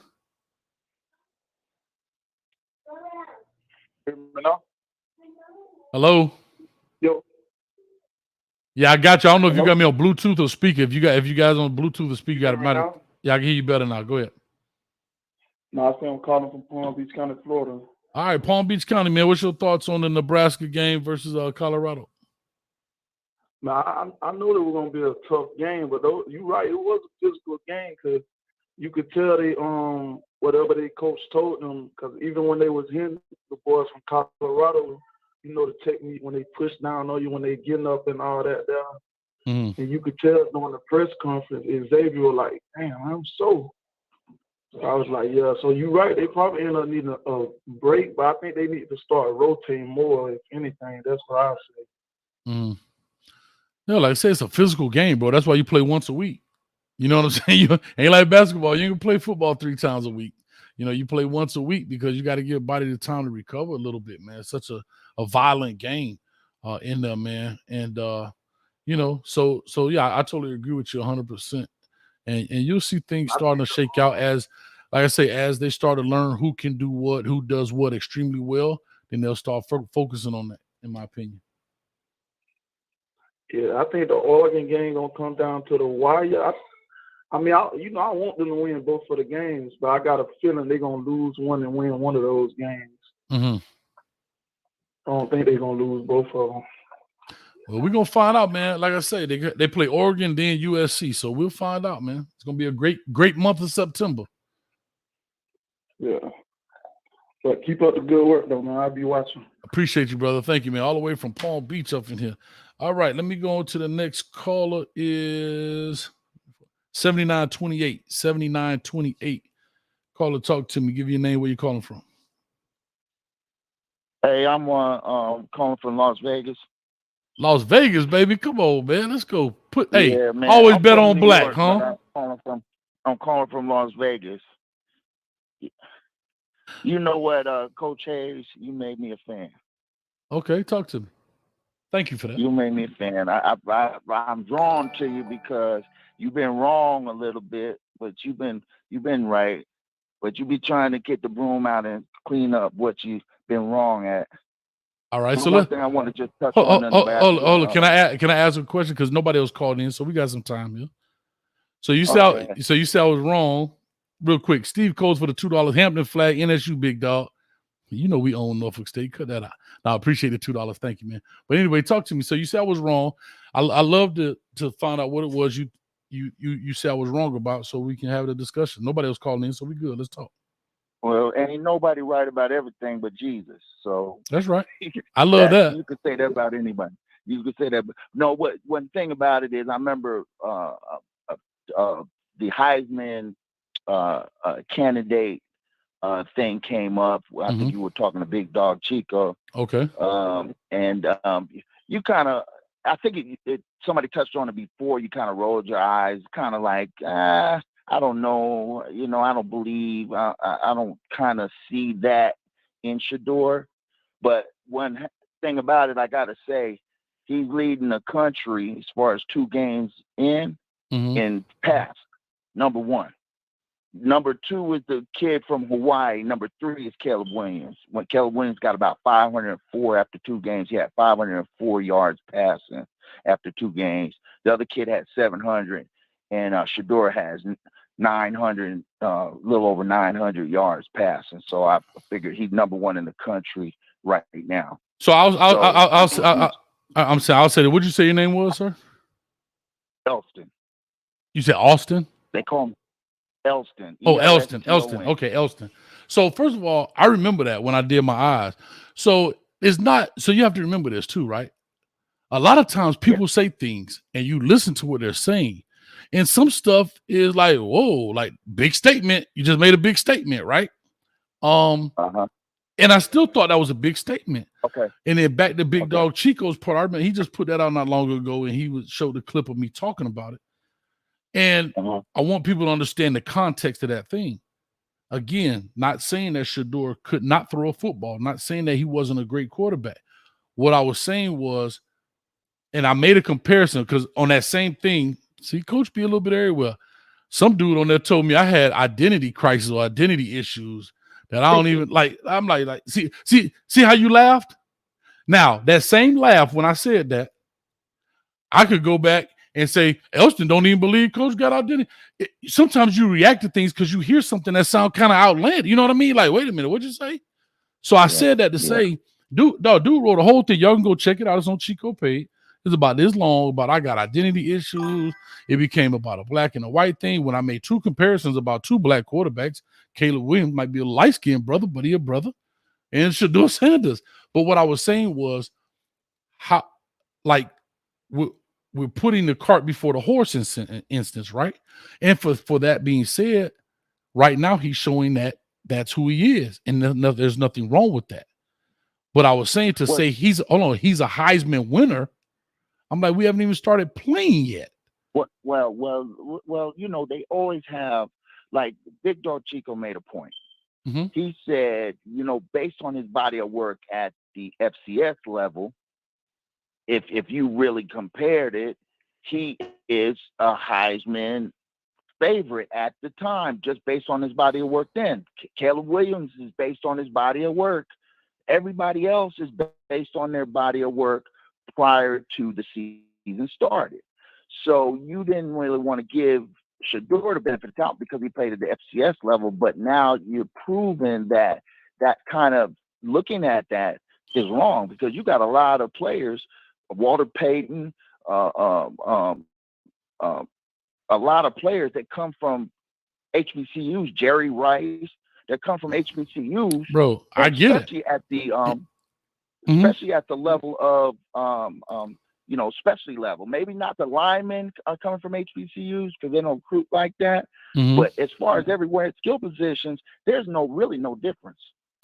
And quarterback included. Yeah, but to that point, right? So here's where the difference lies. And yes, bro, first of all, I went to him. I got a flag back here. I get HBCU. That's what that guy was saying, whoever that was, that I don't know anything about HBCUs. And I'm like, bro, anyway, I saying all this to say it wasn't that I downplayed it.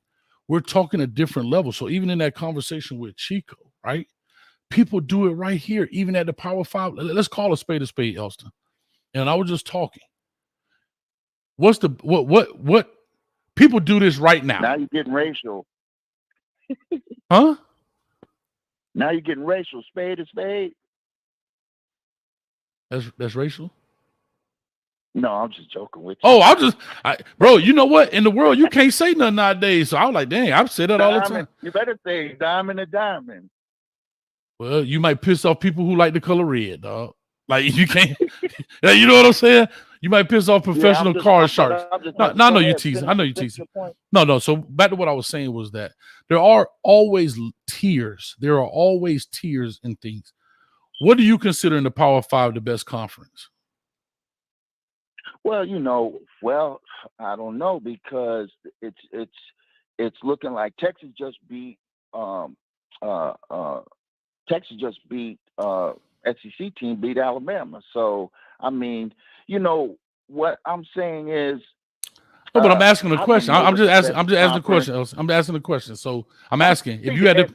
Well, so far, I think as far as different areas, like the best quarterbacks in FBS is definitely the Pac-12.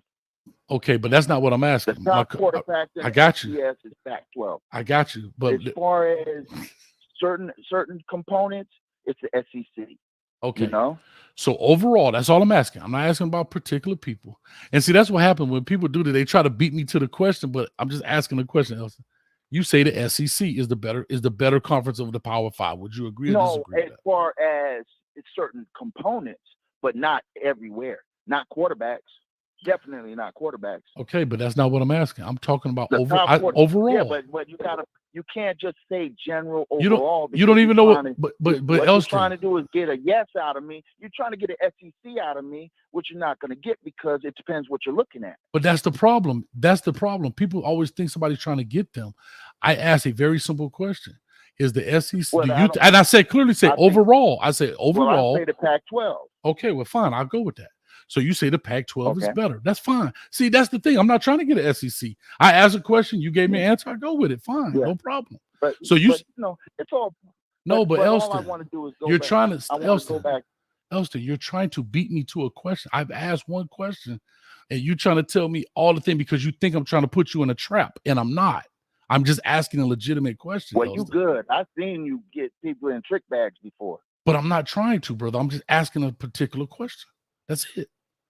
That's all I'm doing. I understand. So, so you say the Pac-12. So you say the Pac-12. Well, I you know what? As far as championships and all that, it's evident. But I don't know what's coming in the future.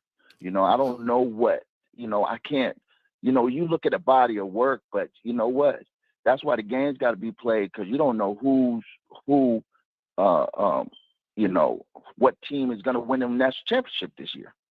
You don't know any of that, Right. But if it's based on just conference or nothing's based on that, Okay. Because I believe like these teams like Alabama and a lot of these top level teams, they got gimmies. They don't even play interconference too much. You know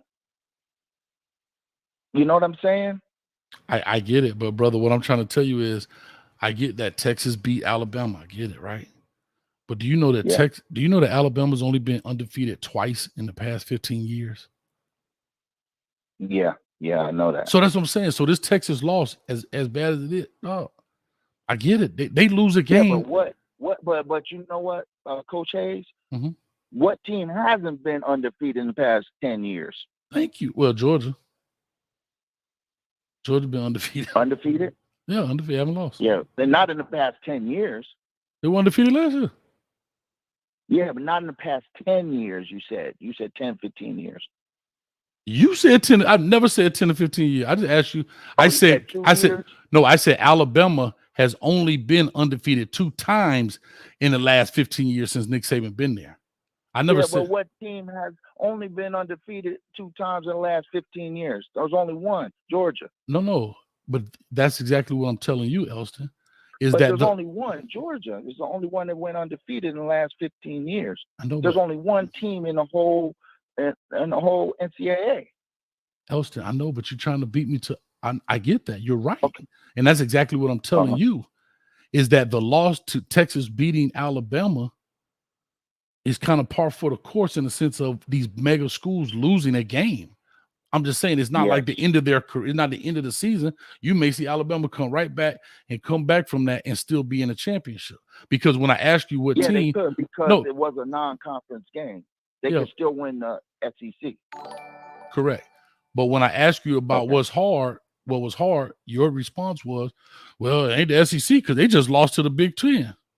I mean, the Big 12 in Yeah, right. Texas. And I was just simply Yeah. saying to you that Alabama loses almost every year, right? There's Yeah, no they teams do. that don't lose. And we're saying the same exact thing, that there's no team that does not lose. There's a team they're going to Yeah. lose. I mean, Georgia, they should not lose this year with the lightest schedule that they have.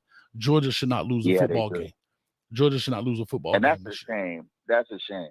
But they schedule these games out, right? And they still Yeah. have a SEC schedule. That's the thing. They still have a SEC schedule.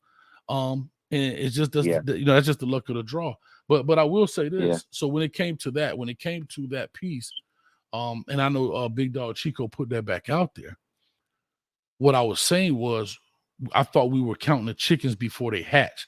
So when I'm gonna go back to make this comparison, Well, you because know what he did say the preseason who you think is the favorite, but now it's showing that he was right in his assessment because this dude is, he's on fire. 3 games in, he's on. But you know what? The thing that, and I want to address another thing to the sacks. A lot of those sacks, I know you're a coach and I know you know football. That's why I even mess with you. The sacks, a lot of them were covered sacks because they was playing the zone. They played zone and then they had him under pressure. The offensive line can only hold him so long. When he played the TCU games, he was getting that ball out in less than 2 seconds, 1.8, I think he averaged like 1.7 seconds. The ball was gone. Mm-hmm. He couldn't do that but they were playing man for man.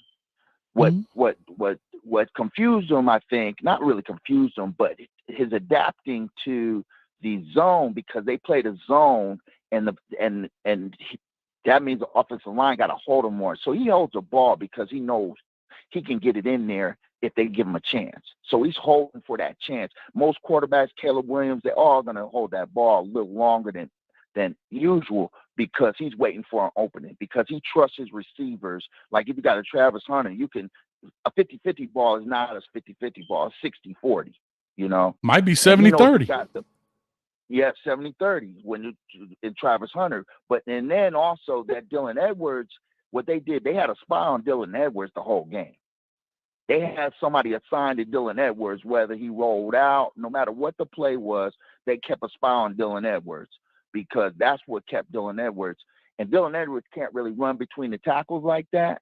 They tried a few punch it through, but he doesn't really have the size. He has the speed, but not the size to run through those tackles. One of their arms can just stop him. But we do have Smoke, and we do have the guy from Houston, the kid from Houston that he's saving him. Alto. Mm-hmm. Alto McCaskill, he's a beast. He's a beast. So when they expect our running game not to be nothing, it's going to be something. It's strategy. You know what? They want so bad to run McCaskill. McCaskill wants to run. We want to establish, but if we can win and save him to like USC or one of those other teams, it's going to be more devastating. It's just like holding bullets back. I mean, you got McCaskill and Smoke, and they just use Smoke sparingly too. Because we're able to win, we're able to score. It's just a matter of time making adjustments, so it's going to be something because I believe, and you remember I said this, Elston from Las Vegas, they might run the table and win the Pac-12. I'm not saying natty, but they could possibly run it because the only ones they got to really worry about is USC, Oregon they're going to beat, and maybe Utah. But if they beat them 2 teams, who else going to beat them? I'm with you, dog. Listen, listen. I gave my 6. I've done that already, and I get it. And I totally understand, right? This is all preseason stuff. And as Joy Taylor likes to say, once you get new information, your opinion may change. And I totally understand that. So I got a question for you, Go Coach. ahead. What Hold do on, you think DP, I'm about coming. Heisman for Shador now? I definitely think he should be in the run. I think that his numbers right now are definitely very good. I will say this. And Well, they're the best in the country. well, hold on, because you got to put things in context too now. And see, that's what I want Okay. people to make sure they understand, right? This is no knock to Shador. I'm not knocking him at all, but you got to understand this. Shador Sanders has played both games to its entirety. Caleb Williams be out at the middle of the third quarter, right? Yeah, well, and I'm just look hold what on. I'm they're just talking saying. about no, but But regardless of who they're playing, now, regardless of who let they're me say but regardless of who they're playing, what I'm telling you is, guess what? I'm just being honest. If Colorado played TCU in the middle of the third quarter and it was 45-12 or 45-7, I bet Shador wouldn't have been in the game. Just call it what it is. But he already have his numbers. No, because you remember, what did he throw? He would already have it. If he has 45 points, he already got 500 yards. It wouldn't take him 4 quarters. If he got 45 points, that means he got 45 points. He already got his numbers. You got to think, when Kevin goes out, the game's in the back. He already got his numbers. So what I'm saying is, if they didn't score as much points as they scored that early, that means he got all his numbers. There's no sense beating a dead horse. There's no sense leaving them in, but that's the numbers. Now, if it took them 4 quarters to get those numbers, then it would have been 4 quarters. You understand what I'm saying? It's still, no matter what, once you get a certain lead and you get and it wasn't a certain point, you're gonna bench your star players. Once the game's in the bag, you got 5 or 6 touchdown leads. The game's in the bag. Why do that? Yeah, but you got to remember, every touchdown doesn't come from the quarterback, sir. I watched the game last night with Caleb. Hold on. I watched the game. He got 7 passing touchdowns and 900 yards, no interceptions. I agree. Great. That's awesome. But I'm saying, when you try to compare that to people like Caleb, Caleb is third. Well, Caleb Williams is third too, but you have to remember, their running backs have scored. Like the game gets out of control. No, I'm talking about impact. Yeah. Oh, you're right. But that's what I'm saying. The game gets out of control because of several options here, right? Not just because of the quarterback. Like Caleb Williams last night, right? Let's just say, who the hell is Stanford, right? I'm coming, DP. I'm sorry, Doc. I see you back there, baby. I'm coming. I like to talk to Elston a little bit. I apologize. I got these guys in the background, but I just want to make something clear to you. How 56-10, Stanford beat them 56-10. Okay. At halftime, USC was 49-3 at halftime. Okay. Did not score in the third quarter and scored 7 in the fourth quarter. I just want you to understand how sometimes I get where you're coming from. Caleb Williams threw the ball 19 for 21, 281 yards and 3 touchdowns. He was done. Mind you, he threw 3 touchdowns. They had 56 points. That means they scored how many? They scored 7 touchdowns.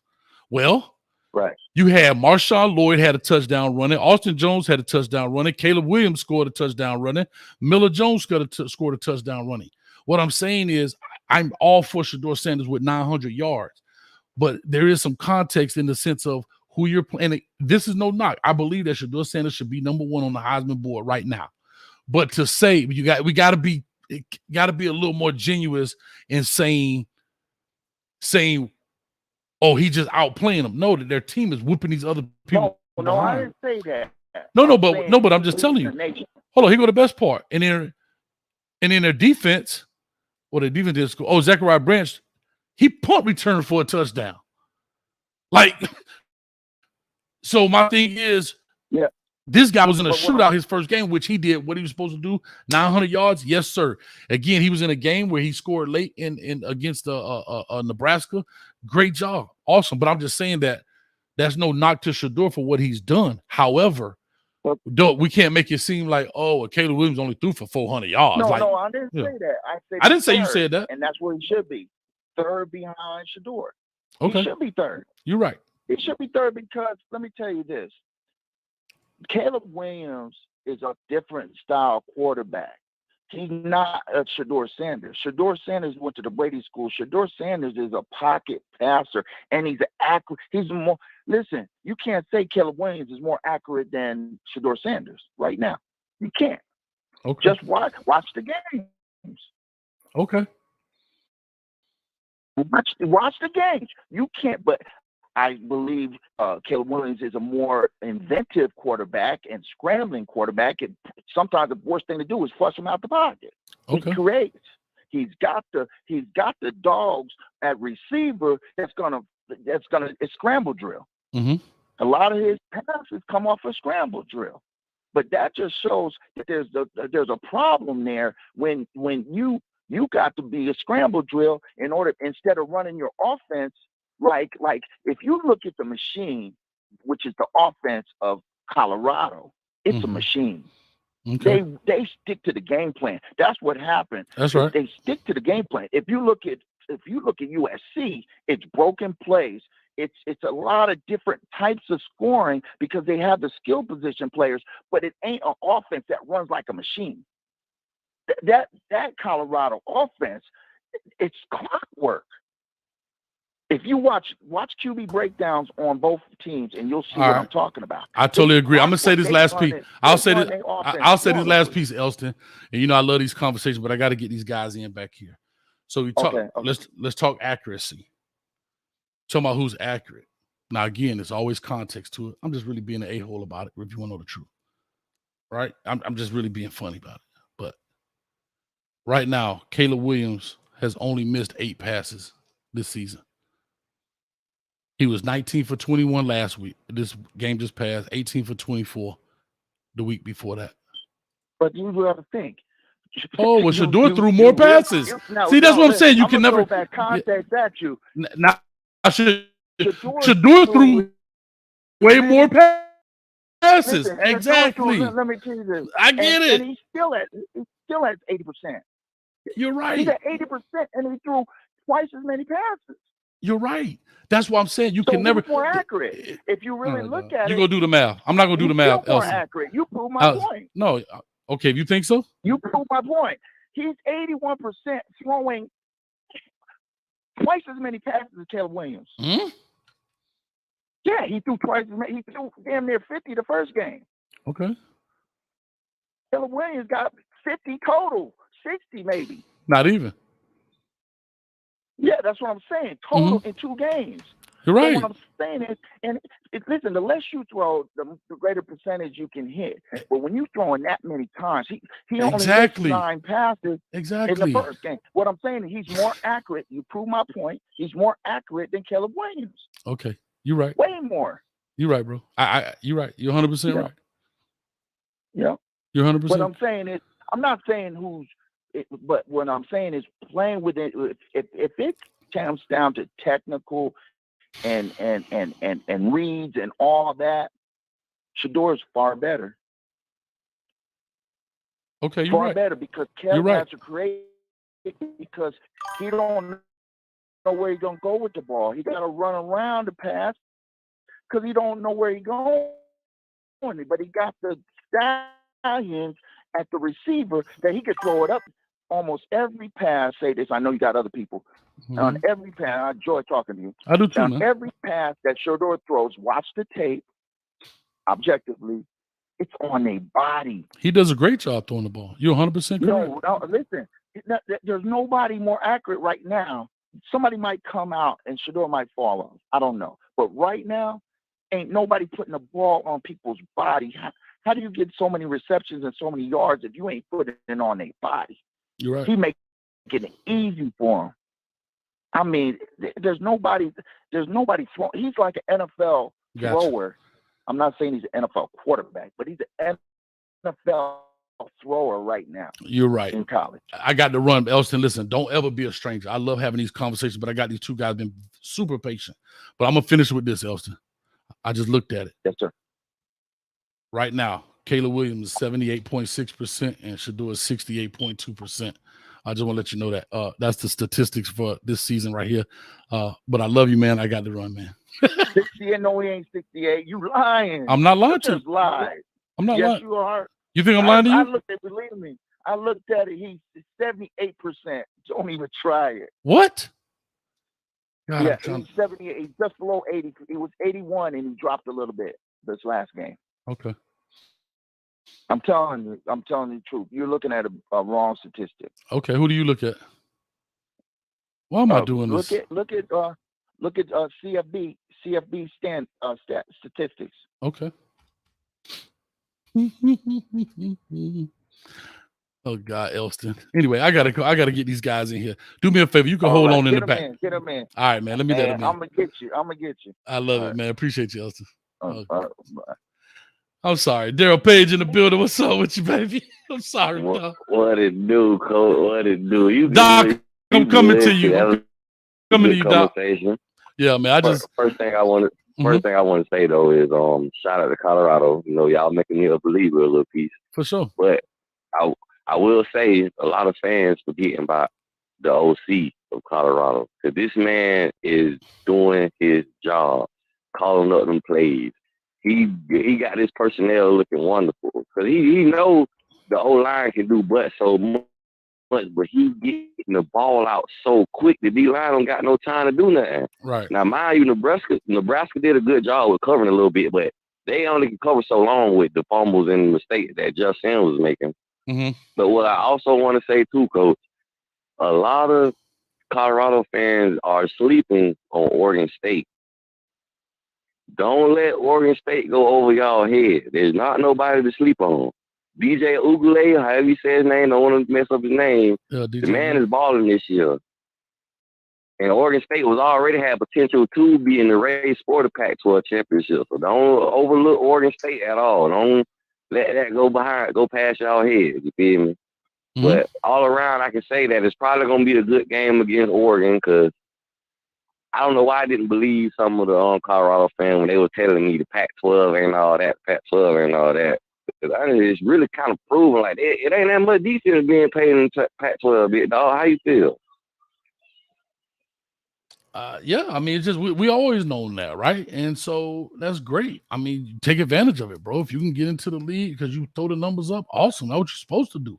Like it's almost like the Mike Tyson thing. Oh, he ain't fighting nobody. Well, he knocked everybody out who he fought. So do what you got to do. You know what I'm saying? Like, that's how I look at it. That's real. That's straight up. That's the best way to explain it. Bro, anybody who step in this ring, I knock him out the box. That's it. That's the best way I can tell you. I can't help that people, I wasn't born in this generation or this era. So if you walk in this ring, I'm gonna knock you out. And that's what you got to do. Knock him out. You can't blame me for my competition level. And that's really what I was trying to get Elston to understand, that he was trying to think I was putting him in the box, but I was trying to say that people think SEC this, SEC that, but it's all about putting the numbers up, dog. That's it. That's all the GMs care about. He wasn't understanding what you were saying when you was like, Caleb Williams threw less balls than Shador did. Of course, Shador's percentage will be higher if he's got a chance to throw more balls, or lower if he got a chance to throw more balls. Caleb Williams ain't have to be out there that long to make his numbers go up higher. If they had Caleb Williams out there all 4 quarters, the man probably would have had 1,300 yards by now. And remember, he's played 3 games already. A lot of people not remember that. These people are forgetting he played week 0. Definitely. And he's sitting down. Hey. You know what I'm saying? He's sitting down. I'm looking at it now. He got 55 for 70. Caleb Williams got 55 for 70. And Shador, I'm looking at his stuff right here. He's 69 for 89. And he played 3 games. And that's what I'm saying. They almost didn't throw double passes. Yeah, they did in 2 games, but the amount of passes themselves, Caleb Williams don't have to be out there that long. Their team got stacked across the board. The running backs are decent against their competition, then they're scoring. So once they get up 35, once there's a 35-point differential, my night's done. Especially at the half. You whipping somebody 49 and 3 at the half. Why would you put your quarterback out there for risk of injury for some foolishness? There's no point. There's no point. Hold on, real quick. I'll say this before I get to Doc Holliday. I'll say this real quick. last night, what's the first thing you heard? You know, shout out to my man Cam Kitchens, but what's the first thing you heard when Cam Kitchens got hurt? What everybody said? Oh, everybody was worried. Everybody was wondering if he was all right. That's right. A lot of people, when we were watching the game, they were saying they should throw the game and quit the game. I mean, not throw the game, but like stop the game. But here's that. What came right after that? Of course, everybody gonna throw their prayers up. I get it. You know what came after that? Man, we was up by 2 touchdowns. Why you got him out there? Oh man, I heard that so because that's what fans do, but that's what people think.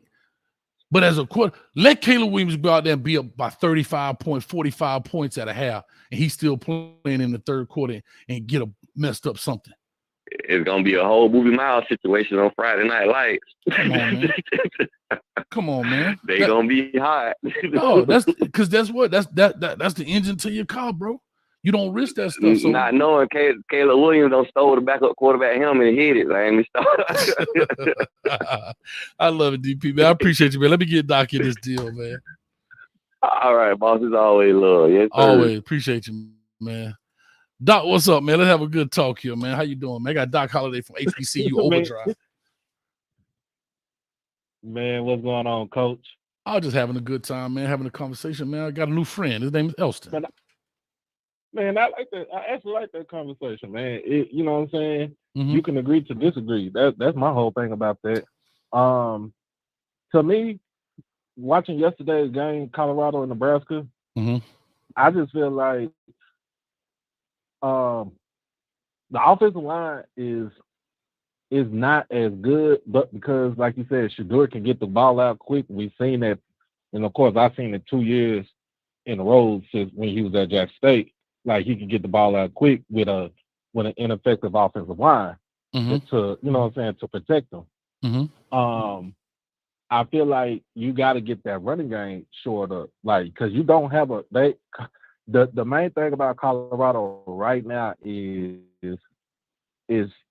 that the fact that they don't have a running game and they use their running backs more in the passing game than just to run the, you know what I'm saying, just to fully run the ball. Correct. You know, you run the ball, when you run the ball effectively, if you can give me as a team, probably about 140 to 150 yards rushing the ball, that takes a lot of pressure off of Shedeur trying to throw 35, 45, 50, you know what I'm saying, passes a game.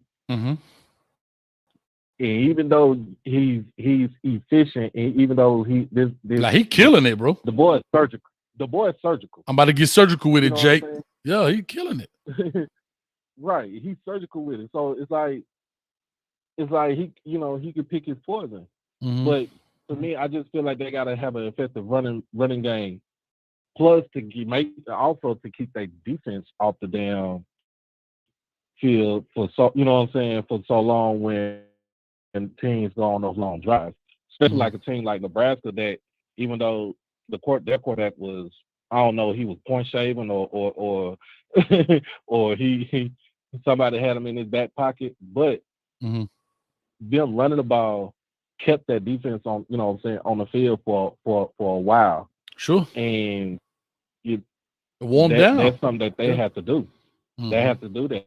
They have to fix up their defense and make sure that they're not out there on those extended drives. Like when it's 3rd or 4, you want to go ahead and get that stop. That way you can get them to punt the ball. But if they get 4th and 1 and the coach decides to go for it, you know what I'm saying, they get the first down. Now you back out there for another 3 downs. Correct.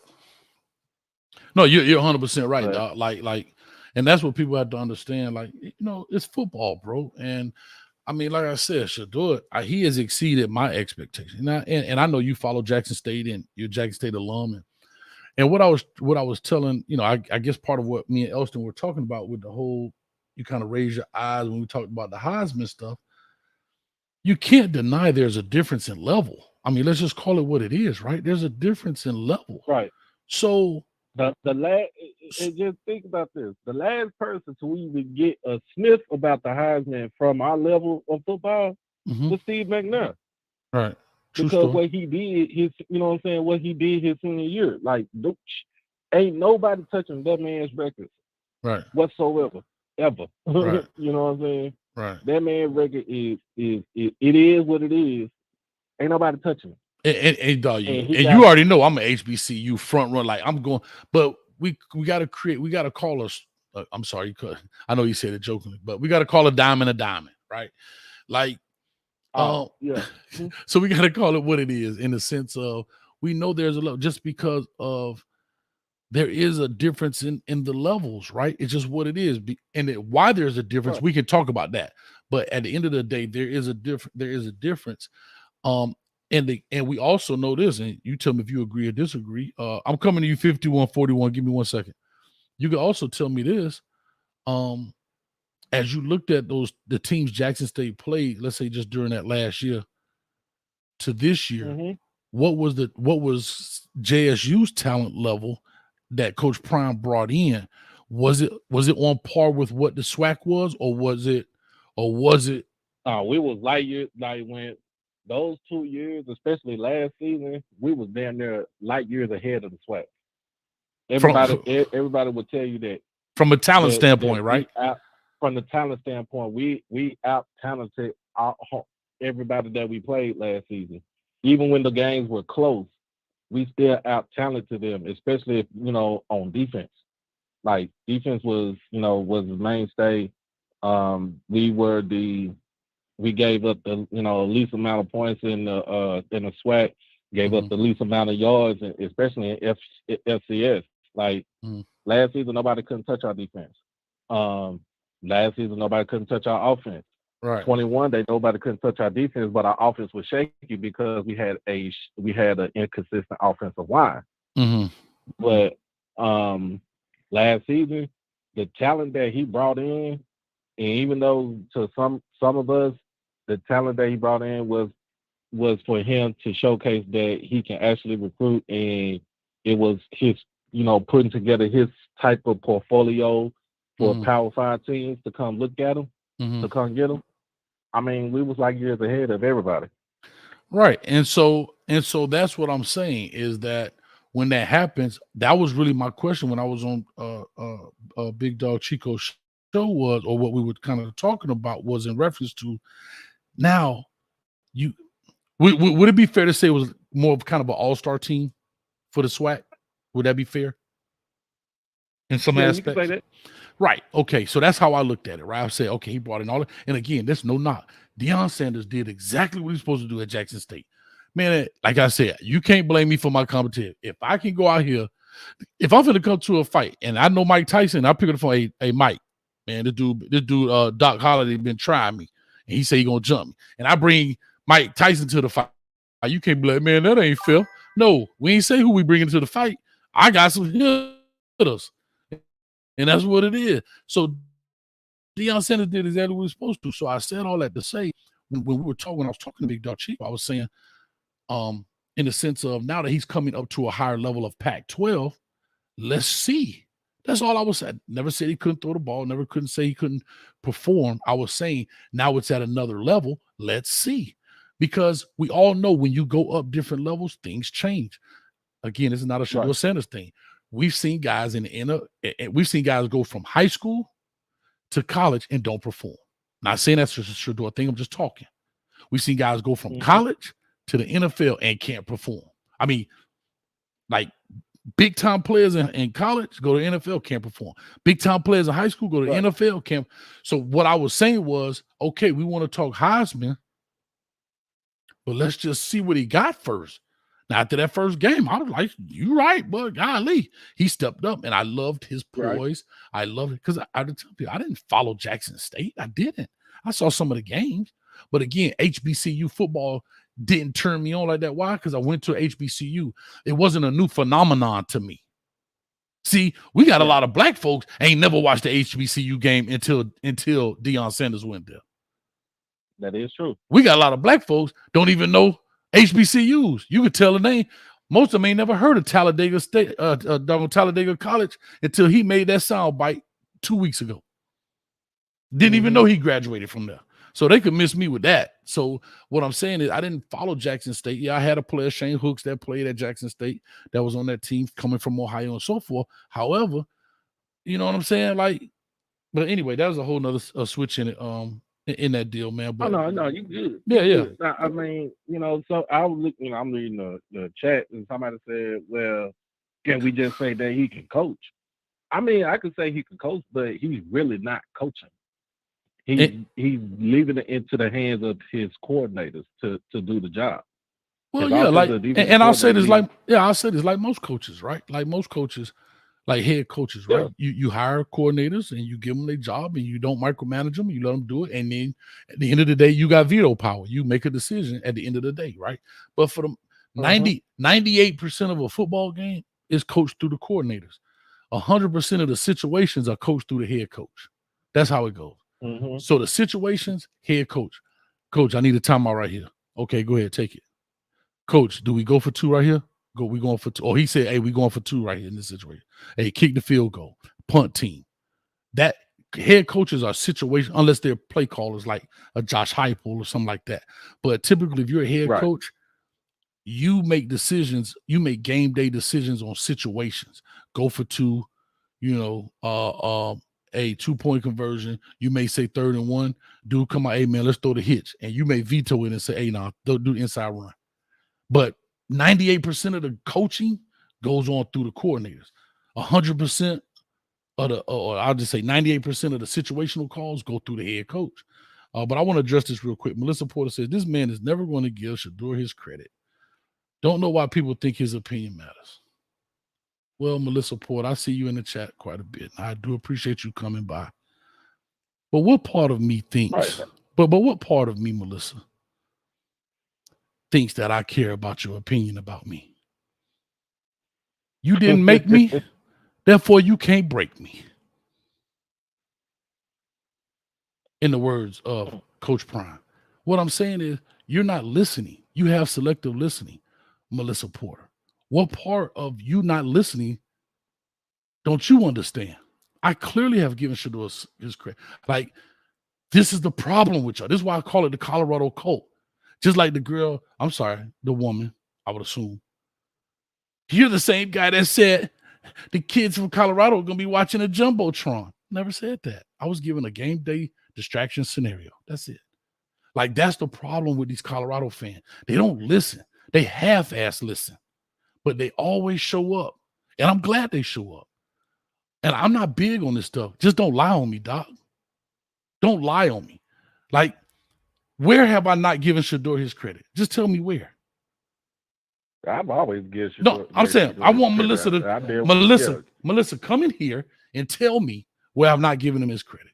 I just said, dude, you said surgical. I said he gets surgical with it, Jake. B. What else do you want me to say? He wears size 12 shoe. Like, what else do y'all like? Like, I got the best one for you. You ready? What more do you want from me? Oh my God. I'm telling you, but this right here what makes cults. This is the stuff when nobody wants to have. One thing I like about Elston, we had a conversation. These people get in the chat and they don't ever want to talk about anything. You can't have a full. I want to tell y'all something straight up. And I'm being for real. I'm 1541. I apologize. I want to say this straight up. I'm not going to come on here and just blow smoke straight up.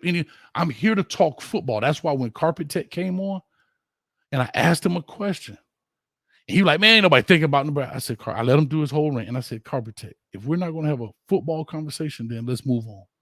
Let's go back. Let's talk football. Don't just tell me Colorado was good. Tell me why. All right, well, they threw the ball well. They executed here. The scenario. That's football talk. I'm not here just to, we come and we ready, we here. I'm not here for that. There are other channels to do that on. I want to have a conversation, a football conversation. Now, if you just want me to stand up here, go, Prime, go. Hell no, no, no. I'm not doing it. I want to talk football. And I don't have a problem with this. I'm not doing that. So go find another channel that will do that. I'm not doing it. I want to talk the game. I want to talk about scheme and schematics. Like when the brother called in talking about a 52 front, I got excited. I'm like, dang, okay, you gonna run a 50 against 4 wide? Like, let's talk. So if you just here to get smoke blown up your butt and get anal cancer, I'm not here for it. I'm not. Apologize. I had to move on, brother. But anyway, go ahead. Nah, you good, man. Nah, I mean, like, you talk about schemes, man. No, I'm talking about the scheme that they run yesterday. You know, they run a 33 stacks defensive scheme, but I've seen a little bit more of a 4-man front yesterday because Nebraska was damn near running the ball down their throat yesterday. I think they might need to kind of switch, you know, Charles Kelly might need to kind of switch it up a little bit more to run a 4-man front, especially when you get to teams like Oregon, especially when you get to teams like USC, especially when you play Utah, because, you know, Utah plays straight up smash mouth football, and that's their MO. I think they might need to run a little bit more of a 4-man front because they're light. Like running that 3-man front, they're light on their on the defensive line, because the ends, you know this, the ends got to double team on the tackle and the guard, and to enable for those linebackers to flow to the ball carrier or even go in for the blitz. Right. I just feel like they kind of need to mix it up a little bit more, where they don't get gashed when a team is running the ball down their throat, but they also need to, like I said, on the offensive side of the ball, they need to run the ball more to take that pressure off of Shedeur. You don't want Shedeur to, like I said, you don't want him to throw for like 40 or 50 times. Right. No, I'm you know with what you. I'm saying? To me, an effective quarterback is, you know, you could throw the ball, let's say 30, 35 times, and still be efficient as far as his completion percentage being like 70, you know, over 70%. And still, and as a team run for like 140 yards, that's a winning combination right there. Agreed. All right, man. Well, let me push on to get more people in the call now. I guess I got some people fired up in here, man. So let me go. No, you good. I was looking at the Cowboy scores. That somebody need to call the ambulance for the Giants right now. They getting murdered out there. Oh, Lord. Sorry, YouTube. They get monkey Just joking. stomped. They Gotta get be monkey careful. stomped by my Cowboys, man. Yeah, man. All right, man. All Well, let right, me bro. get pushing, man. Appreciate you, brother. Anytime. Yeah. 1541, you probably been the most patient person on the world. I like Nope. Whoever Nope is with the black box. Coach trying to gaslight her. You was definitely a hater before TCU game. Stand on it. Okay. Call on in, Nope. You always in here. You must love my hating ways because you always in here. And I'm glad you're here, man. Hope you hit that subscribe button. 1541, call or talk to us. I appreciate you being so patient. What's happening, Coach? What's up, man? Who am I speaking with? It's Tip, man. Tip. All right, Tip. What's up with you, man? Man, I'm good, man. How your night, brother? I'm good, man. Talking some ball, man. Had a good time, man. Yeah. This weekend, how about you? Yeah, man. Don't pay these people no attention, man. They, you know, they love to comment in the comments. Me too. Just don't lie on me. Like, listen, I'm always. I hate to say this, and I know it's crazy, and people always say, but sometimes, dog, as a human being, you get tired of getting tried, dog. Just sometimes you gotta let their ass know. I feel you. You know what I'm saying? I feel you. Well, it's just emotional. They really don't know football. They just got their emotions tied to a certain program. Well, it's not even necessarily the program, because half of them are bandwagon fans anyway. They ain't really Buffalo fans. They Coach Prime fans. And can I tell you, but Tip, can I tell you this? But Tip, can I tell you this? I'm okay with that. Like, I really am. I'm not mad that they're Prime fans. I'm not mad at all, period. First of all, I'm not mad that they're Prime fans, because I'm a Prime fan. I'm not a Colorado fan. I have to be honest. But I'm also here to talk ball. If you don't want to talk ins and outs and how football is taught, then this is not the channel for you. If you want to talk football and we can talk back and forth, like perfect example, Butterfly 88 called in and asked a question. Coach, I don't really understand football, but what is it when you see that? Okay, that's a legitimate question. But if you want somebody just to sit here and be like, to me, that's not a football conversation. That's a fan page, and that's okay. That's why they have those pages. I'm here to talk ball and that kind of stuff. So, but when people just talk, I'm okay with it. But don't lie on me. Don't tell me, because here's what people have to understand. They take that same stuff. They go. And I get it. I'm not here to trying to explain. But also context matters, right? And so when you take snippets of videos and make it seem one way, and that's fine too. I don't really care about that stuff. You know what I mean? But when you try to put all that foolishness out there, come on, the nigga told me I had identity crisis. Like, bro, like what part of your what part of your brain? Yeah. We're talking about football. Well, see, that's why I say they get their emotions involved, and they ain't really just come to talk football. They just emotional. They get triggered by you just not agreeing with whatever they emotional tie is. You see what I'm saying? So I don't really bother with people like you say, like you ain't really, man, come on, if you ain't really wanting to have a real adult football conversation, man, don't even say nothing. Just go to another channel or whatever. But I just me personally, but a lot of callers, I respect everybody's opinions or what they think about the game and this and that, the third. And I know you know, I'm a football guy, and I know you're football guy, obviously, but I just want to. It's a lot of callers just really don't understand football, but Colorado they are not going to this year they're never going to have a strong running game. They might have a good a decent running a game to where they rush the ball decently. You see what I'm saying? But they're never going to have a consistent rushing attack this year because they don't have the personnel for that. So they work into their strengths, and that's what really impresses me the most about Colorado and the coaching staff is because Shadour's going to have to throw the ball. He's going to have to throw the ball 40-plus times a game in order for them to even have a chance to win. You understand what I'm saying? So the rushing attack is not going to be there because they do not have the personnel on the line. It's just not going to. You know what I'm saying? They're going to have a couple of games where they play like this coming week. They might run the ball. They might look a little better in the run game. They might not, but they might look a little. But teams like USC, Oregon, you can't run between the tackles on them teams, not consistently. They might have moments. But none this year where you're just going to have to say, okay, they got their run game together. No, it's not going to be that way because they don't have the personnel. Right. The personnel, their strength is in their skill positions. And that's what's really more impressive is because they doing all of this without a run game. Right. You know what I'm saying? Just imagine if they had a run game, which is not going to happen. But I'm just saying, just imagine if they had that front line. You know what I'm saying? If they had the linemen and the personnel, they'll be that much better.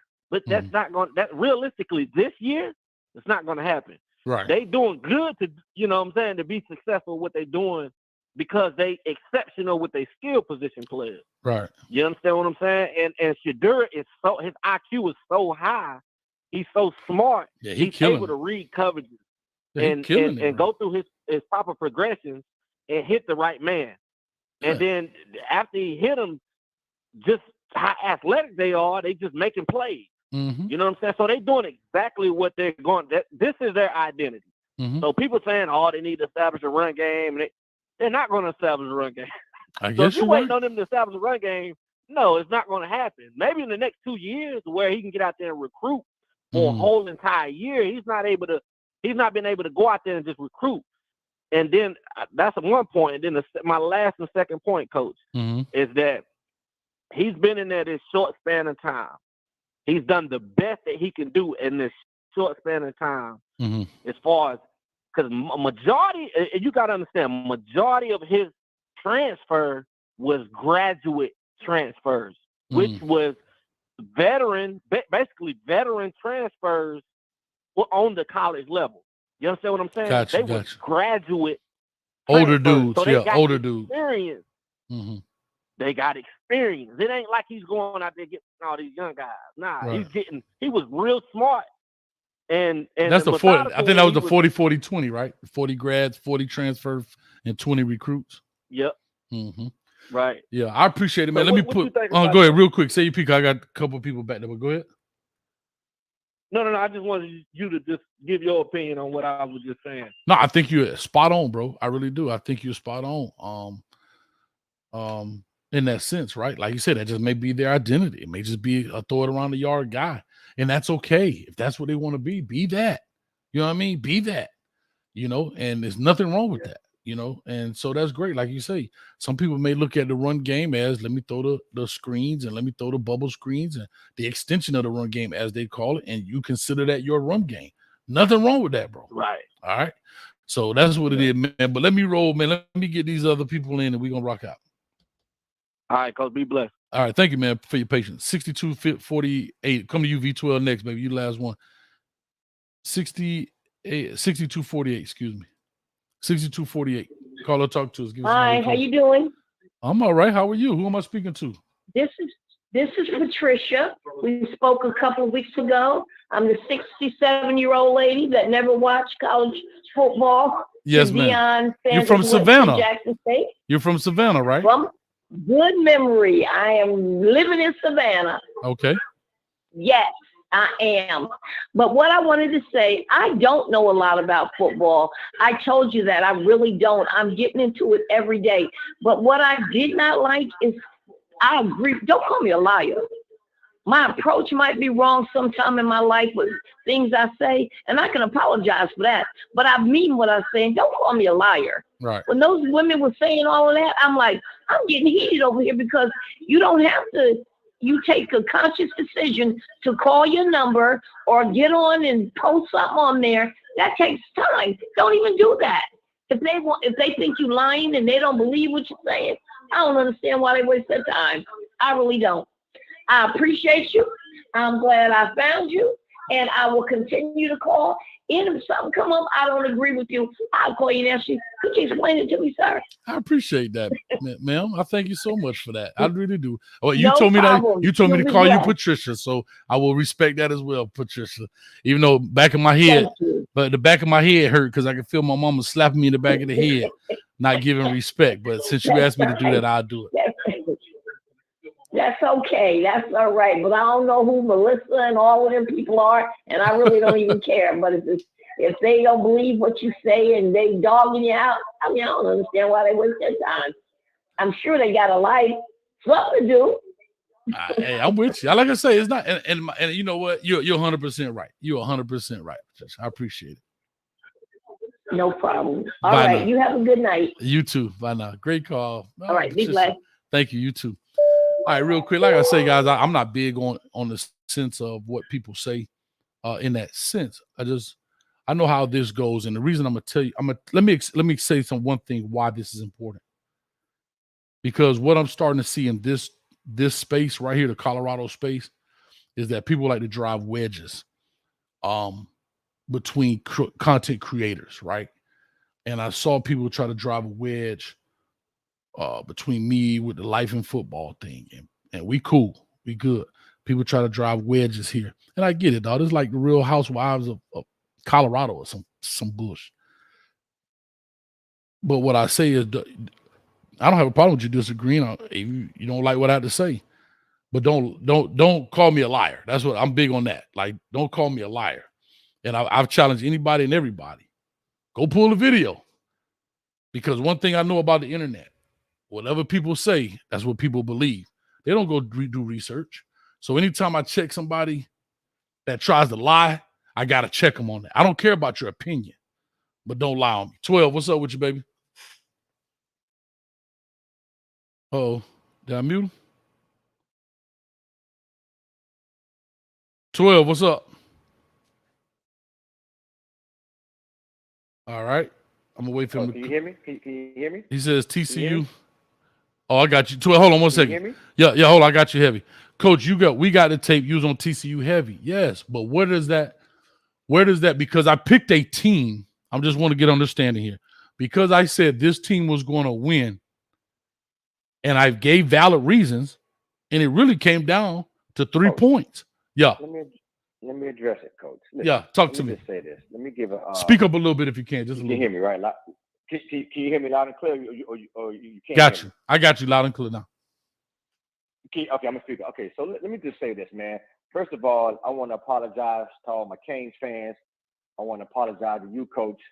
I was out of pocket yesterday. I was doing some traveling. I was moving around, but go Canes. We looking good, and hey, we got that coming. All right. And I told y'all, even in the beginning, I thought I gave one of the highest scores. I gave the Canes 31. I gave them suckers 17.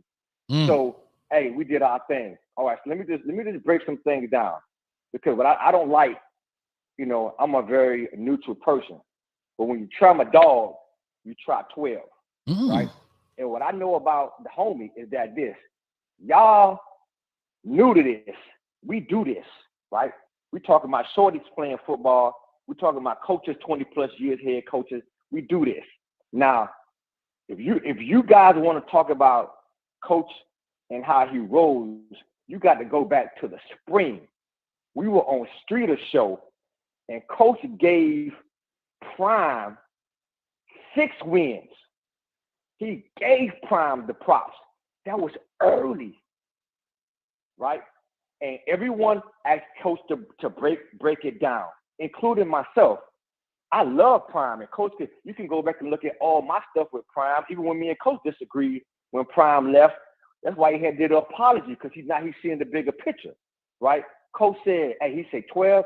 I see them boys getting at least 6 wins. I said, Coach, I got them at least 5 wins. So if y'all want to see what it is now, everybody lazy. You got a microwave generation, right? Everybody lazy. So somebody could say this and spice up something. Everybody believes everything. Read some books. Stop watching YouTube and not knowing what's going on. So let me just tell you this. So we all broke it down, and hardly no one gave Colorado a shot at beating TCU based off of last year, including myself, B12. I had that as a loss, right? But they won. You mess with Prime, you mess with Colorado, it's all good. Nebraska game, I gave Colorado a win, and they won. And so within the totality and the context of what's going on, Coach can have an opinion. Could we do this we do this? So yeah, he wasn't the only one. Even Vegas guys were saying that TCU was going to beat Colorado. So he wasn't the only Coach Hayes. And most the people who I know who watch ball was like that was going to happen. So Coach, listen, I'm gonna tell you like the young lady to say, Patricia, don't worry about it, dog. We on this thing all the time. We know how it go. We watch the game. We do the game, and we know what it's gonna be. It's prime forever, Coach. So don't even worry about it. We already know that. Listen, we already know that. Yeah. But you know what's funny, right? I'm gonna tell you something real funny. Yeah. Clear. And I hate sounding like this, but it's the reality. I remember the playmaker, aka Michael Irvin, aka the playmaker. He went live on the show, and he even said, "Hey man, this year Prime gonna get 5 to 6 wins, but next year." He said the same exact thing. I said it way back in what was it, March? I'm just saying. Absolutely. He's saying that because he knows he see. And again, if those expectations get exceeded, fine. That's great. There's nothing wrong with that, right? It's great. But one thing people say, like Tony based, I think when we was having a little connection issue, you were heavy on TCU. No, I clearly said I thought TCU would win for one particular reason, which was experience, right? And I said this game may even come down to a late field goal. However, TCU truly, if we want to call a spade, TCU kicked their own self in the ass by not running the ball inside the 5-yard line, dog. Like, let's call a spade, right? We want to call it that. But not if so Colorado did exactly what they're supposed to do, 3-point. And I said it might be a 3-point win. I said TCU clearly, but dog, and I get the fact fandom is, ooh, you were wrong, ooh, and I'm cool with that too, right? There's nothing wrong with that. I just don't like because what they're starting to do. 12. What I'm saying, but what they're starting to do, and I'm really speaking to my other content creators, not really speaking to them. Don't let these people in the chat drive a wedge because you really know what it is. See, wedges are starting to be driven now between content creators about stuff. and don't get that. I'm Well, really listen. talking to them. You know what I'm saying? But go ahead. I get it, but coach, let me just say this, man. You know how I roll with it. We straight, Mm-hmm. and if people can't see what it is, then they can't see what it is. Like Right. you can't control everybody. Mm-mm. And there's some cats out here they want to not see what it is, so it could be some beef. Mm-hmm. But guess what? We barbecue all day. We barbecue 365 in Miami. That's it. So it is what it is, right? We barbecue every day down there. Hey, like Trick say, hey, we don't believe in no Santa Claus because we ain't. It's what it is, dog. No, I'm with you. I'm just saying, man. I'm just saying because you know what? Because like I say, when you look at this stuff, and that's why I tell people, if you don't want to have a football conversation, then don't come to Coach Hayes football. Go have a cheerleading conversation at such and such cheerleading page. I'm here to talk ball. I'm here to say, you know what, man? Look, this is this is that, this is this. You know what I mean? And that's the kind of conversations. It's an open. Here's my thing. It's an open space, though, right? Hey, this is why you may differ because you in that space, coach. So you're gonna get the drama. Sure. We in the age field of drama, right? So you gotta take that smoke, whatever. But I agree with you. Don't misrepresent what I said or what I did. Do not lie. And there's a stark difference in having. Because me, you disagree at times, and having conversation and having disagreement, and purposely lying on someone to make it seem like the person did. That's a total difference. Right. And so we got to make sure that we're fair to one another. Because you come to me and say 12 did this, and I didn't say it, or I'm like, yo, I didn't say that, and it's a difference. But whatever I say, I'm gonna back it, and they could get at me. You could comment me all day. I had Colorado losing against TCU, right? As a matter of fact, I had them getting blown out against TCU, right? But I had them. What I say, they're going to win at least 5 games. I said that too, and I bet one of these guys on Streeter Show. So people they hop in late. It's all good. Listen, we all support Prime. We want Prime to do well and Colorado to do well, and they're doing fantastic. They are the toast of the town right now. Let's give them a round of applause. Listen, both can be true. They can be great, and people can criticize them as well because they are not perfect, right? They lack a running game. Like what I say to you, Coach, way back then, my concern about Colorado is their defense. They're going to have to score more points. Their defense is not as solid as it needs to be. Will they get there? Probably so. No worries. But as of right now, they lack the running game, right? But their offense is explosive. Shador, like I said earlier, like I told you, he's a straight stud. I said that. Oh, Shador. No, Shador can play. I said that. So definitely can. You have to be able to criticize people. They're not perfect because of Deion Sanders. They're not angels. They're not perfect. He said it himself. We got things to work on. That's how it is. And most coaches who are good coaches are going to find something, this coach, to criticize, right? Listen, remember, right? Remember when we played ball, right? There were oftentimes when we graded out, there were no pretty much A's, right? You got an A- or a B+. Why is that, Coach? Because you always got to have something to strive for. Got to find something wrong. You got to find something wrong. Number one, to keep people hungry. You're doing your thing and hungry. Yeah. Right? So, Coach, I always tell you, man, you know how it is. We know how you roll. Hey, the sisters got your back. You got some sisters out here, they don't really know. Some people. Oh, they don't like it. But these ladies hate me, boy. Men and women, right? They don't know what it is. But like I told you, though, remember a long time ago, we want to bring the sisters in because we want to make sure that we have a chance to talk to them and educate them and have a conversation. So I appreciate the sisters calling. There was one point in time, right? It was only about 3 sisters we rock with. That was who? Ellen V, T. Hines, Miss Wilcox. Wilcox and Smiley.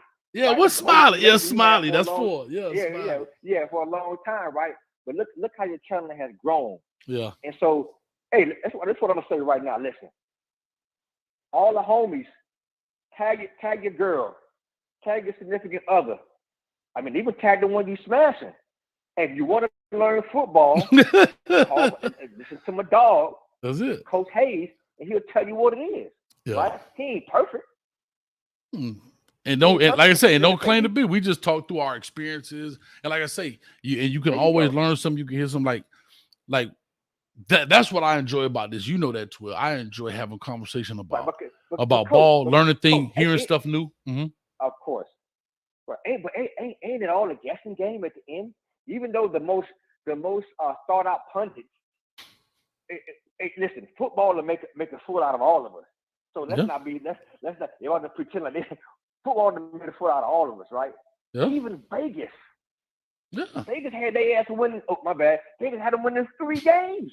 Yeah. Hey, listen, somebody's about to get paid. Off of these fools at Caesar's Palace on that strip, that Las Vegas strip. Hey, the funny thing, somebody said they lost a bunch. I think I was in there with Rob and them. They were talking about somebody. I was watching the show. Vegas lost 100 million or some crazy number. But no, you're 100 right. Yeah, but you're 100% right. But trust me, they win way more than they lose. That's why they in the business. And guarantee whoever start putting a prediction out, they probably lost their job too. Hey, coach, we done been there. We know how they do. They let you win a little bit, then they crush you. They snatch that rug from a funny. But yeah, that's where I'm saying that we all giving our opinion. The problem is people. Well, like I said, at the end of the day, you have what you have. Don't lie on me. Don't, and that's all. I'm always protect that, because here, I feel like I will always address. You can't address everything. Some stuff is just foolishness, and like so. Even when I brought up the Melissa Porter person, they speaking out emotion. But what I mean is, I'm clearly on the show giving such and such, but you want to say what you want to say because I'm not. I'm telling you, I'm not blowing smoke up everybody. I'm going to ask questions. I've said that from the beginning because one, that's how you learn. But two, you get into football. You have fun. Like me and Elston, I believe his name is Elston, that called in. Man, I enjoyed our conversation. You know what I mean? We talked. We did that other stuff. We didn't agree on it, and that was cool. No pressure, man. But yeah, we good to go. Like I said, we good to go. It'd be so funny that hell, if they ever watch the damn Miami Hurricane show, but they'd be like, well, you tripping. And hell, for me, think about this. I had the Miami Hurricanes going 7-5 based on what? Their history. Yeah, they beat Texas A&M. Hey, it's feeling good. I would love to be like, hey, but I don't like this, but I'm wrong. You know what I mean? Yeah, definitely, man. Yeah, no, you're right. Yeah, so yeah, man, it's all good, bro. Like I said, man, but I ain't gonna lie now. Mario got them boys humping. The boy looking good. Hey, listen. Hey, we might have found this one. Number 3. And number 3 ain't no joke. Cause Hartley was number 3. We might have found this one. So hold on. Go ahead, Twitter. Go ahead. I came on last night. You must have did it like an hour or something. I came on last night late. And I looked in and you were gone. So you must have did like an hour. Yeah, you know, police was kicking us out the lot. You know, they kick you out right after the game. They ain't gonna let you stay long. They ain't gonna let you stay long. I came on, I logged in to mess with you. Like, yeah, I was good after what I was doing. Yeah. I came on. Hey, I was fresh too. I had a fresh. I was fresh. Fresh is so clean. I thought I was 3 stacks. So I was fresh. I was coming on there fresh, coach. You know what I mean? Hey, 9-letter Gators and all, cuz. Oh Lord, that boy, that loose with it. 3187 coming to you. You weren't ready for me, so I was like, I said, Coach, they know tonight. So, but when I went back, I saw you did a short one. It was all good. So, hey, listen, to all my Canes fans, hey, listen, 12 is back on Saturday, pre and post. Thursday this week now. Thursday this week. Remember Thursday. There we go. Hey, I'm gonna sit my tail down somewhere. I love it, man. All right, man. Hey, real quick. Hey, so Tony Bates says, Texas A&M was worse than TCU. And so if I'm a guy that moves the goalpost, so now because Miami beat them, Texas A&M is worse. But if Texas A&M would have beat us, oh, Miami's terrible. Like, that's the stuff that kills me. Instead of having a conversation, man, like, dang, you know what? They did a great job. What's the name? I want Tony Bates to call in. Call in, Tony, right here. 862. Nah, because he like to talk that. He like to talk that 555, and I need to give him some of this 555. Yeah. No, but let me just address. So you got a guy, and I'm gonna just say, since you we call it slick rapping where I'm from. Yeah. He's just talking, dog. Yeah. He's not even watching. Because if he already knew last year we gave Texas A&M all they could handle. So it was about right that they got that foul when they came to Miami. And that's what I said. If y'all go back and watch what I said in the pregame, we barely lost to them last year. Mm-hmm. Barely lost it with Jimbo Fisher and all that, all those guys, A-Chain, all those guys. Mm-hmm. So I told y'all it was coming. So these guys don't watch the game, right? They watch Housewives. I bet you ask Tony Brace about Ken Zolciak and Corey Bierman, he could tell you what the hell's going on. Who is that? I don't even know who that is, dog. Who is that? Don't worry about it. He know. And I told Melissa know too. And everybody knows Smiley. All Melissa, they know who that is. I don't even know who that is. Tell them when you ready to talk, call in. And make sure 12 on here. You can have a great conversation, Tony. I love it, man. Man, let me get you off here, man. Because they're great.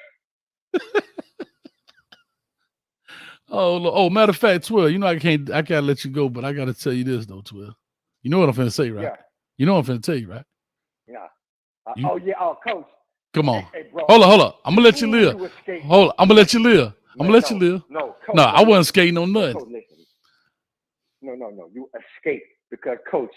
I didn't skate. My players was done. was done. You escaped. You won by and my players. I thought my player was a 6-7-year-old pissing the bed. They all wet the bed pretty much in my fantasy league. Nobody performed. And so you escaped, and guess what? It happens. Congratulations. All I know is I had one player left.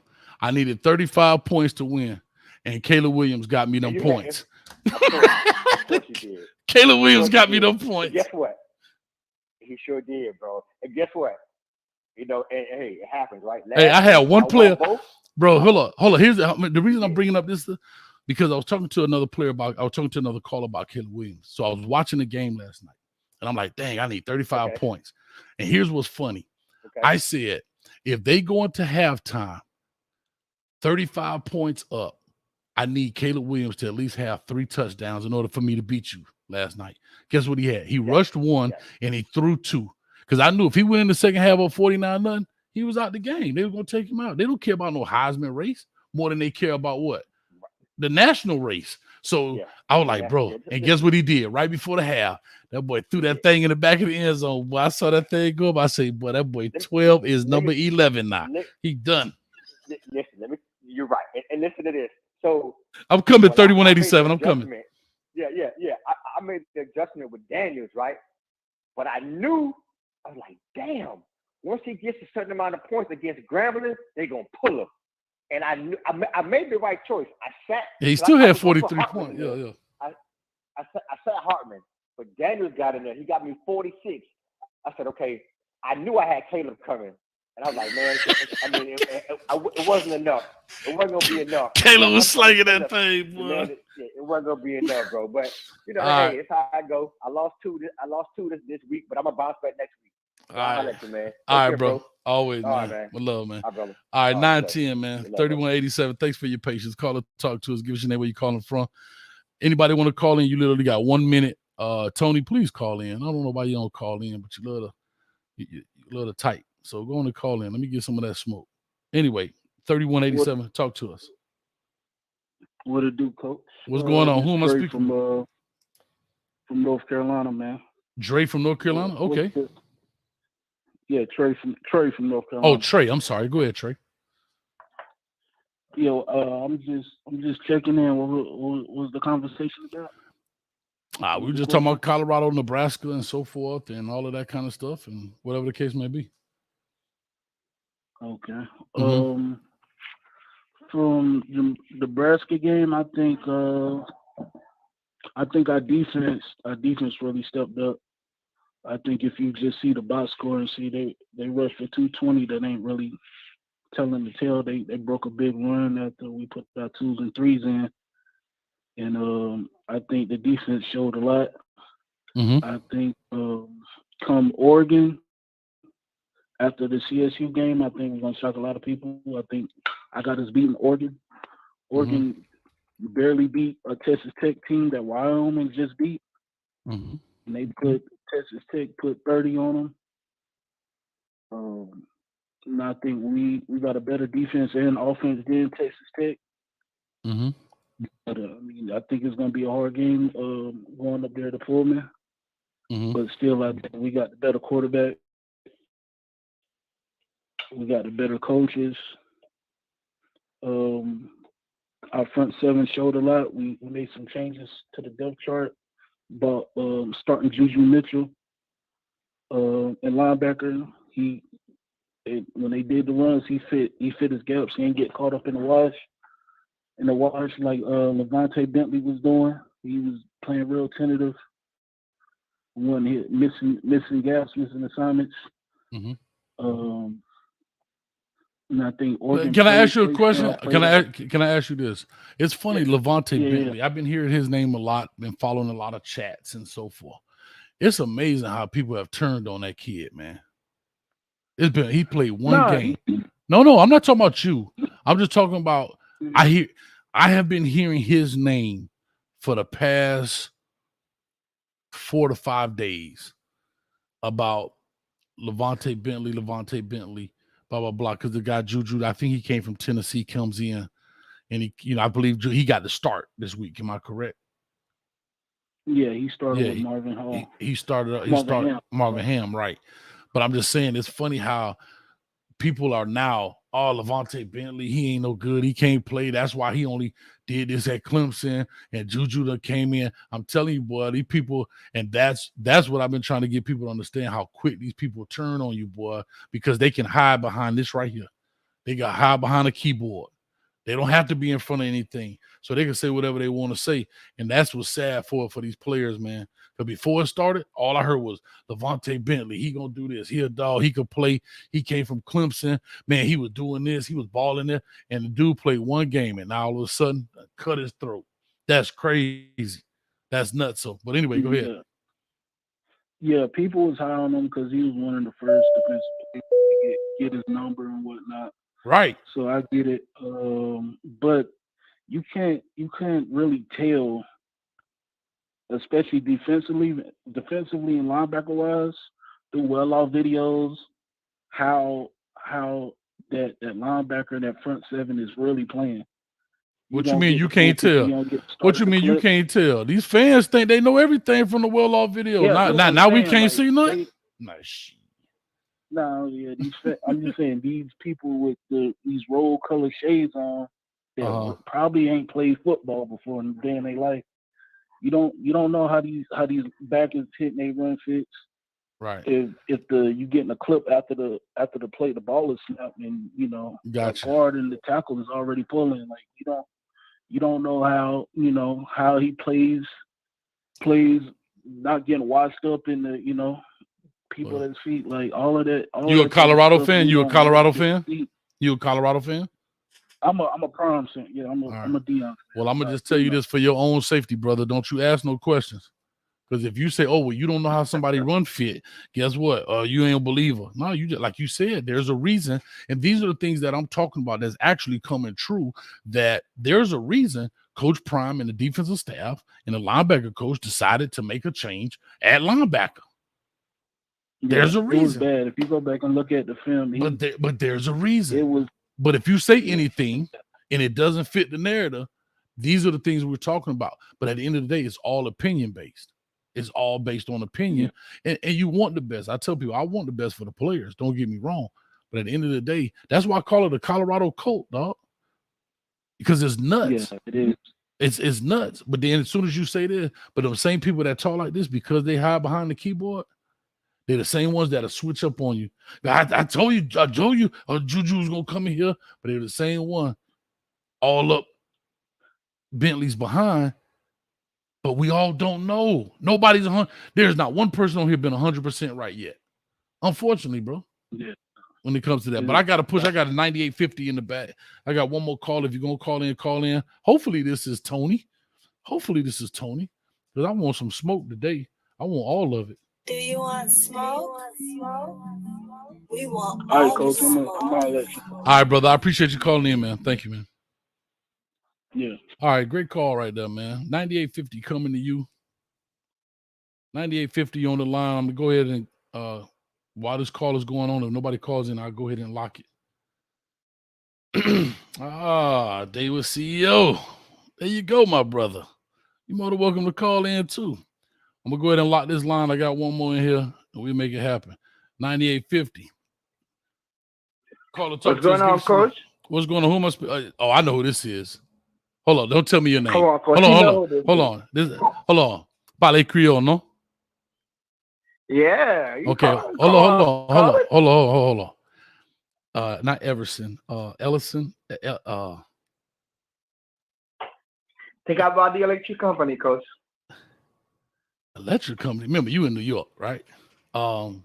Yeah, Edison.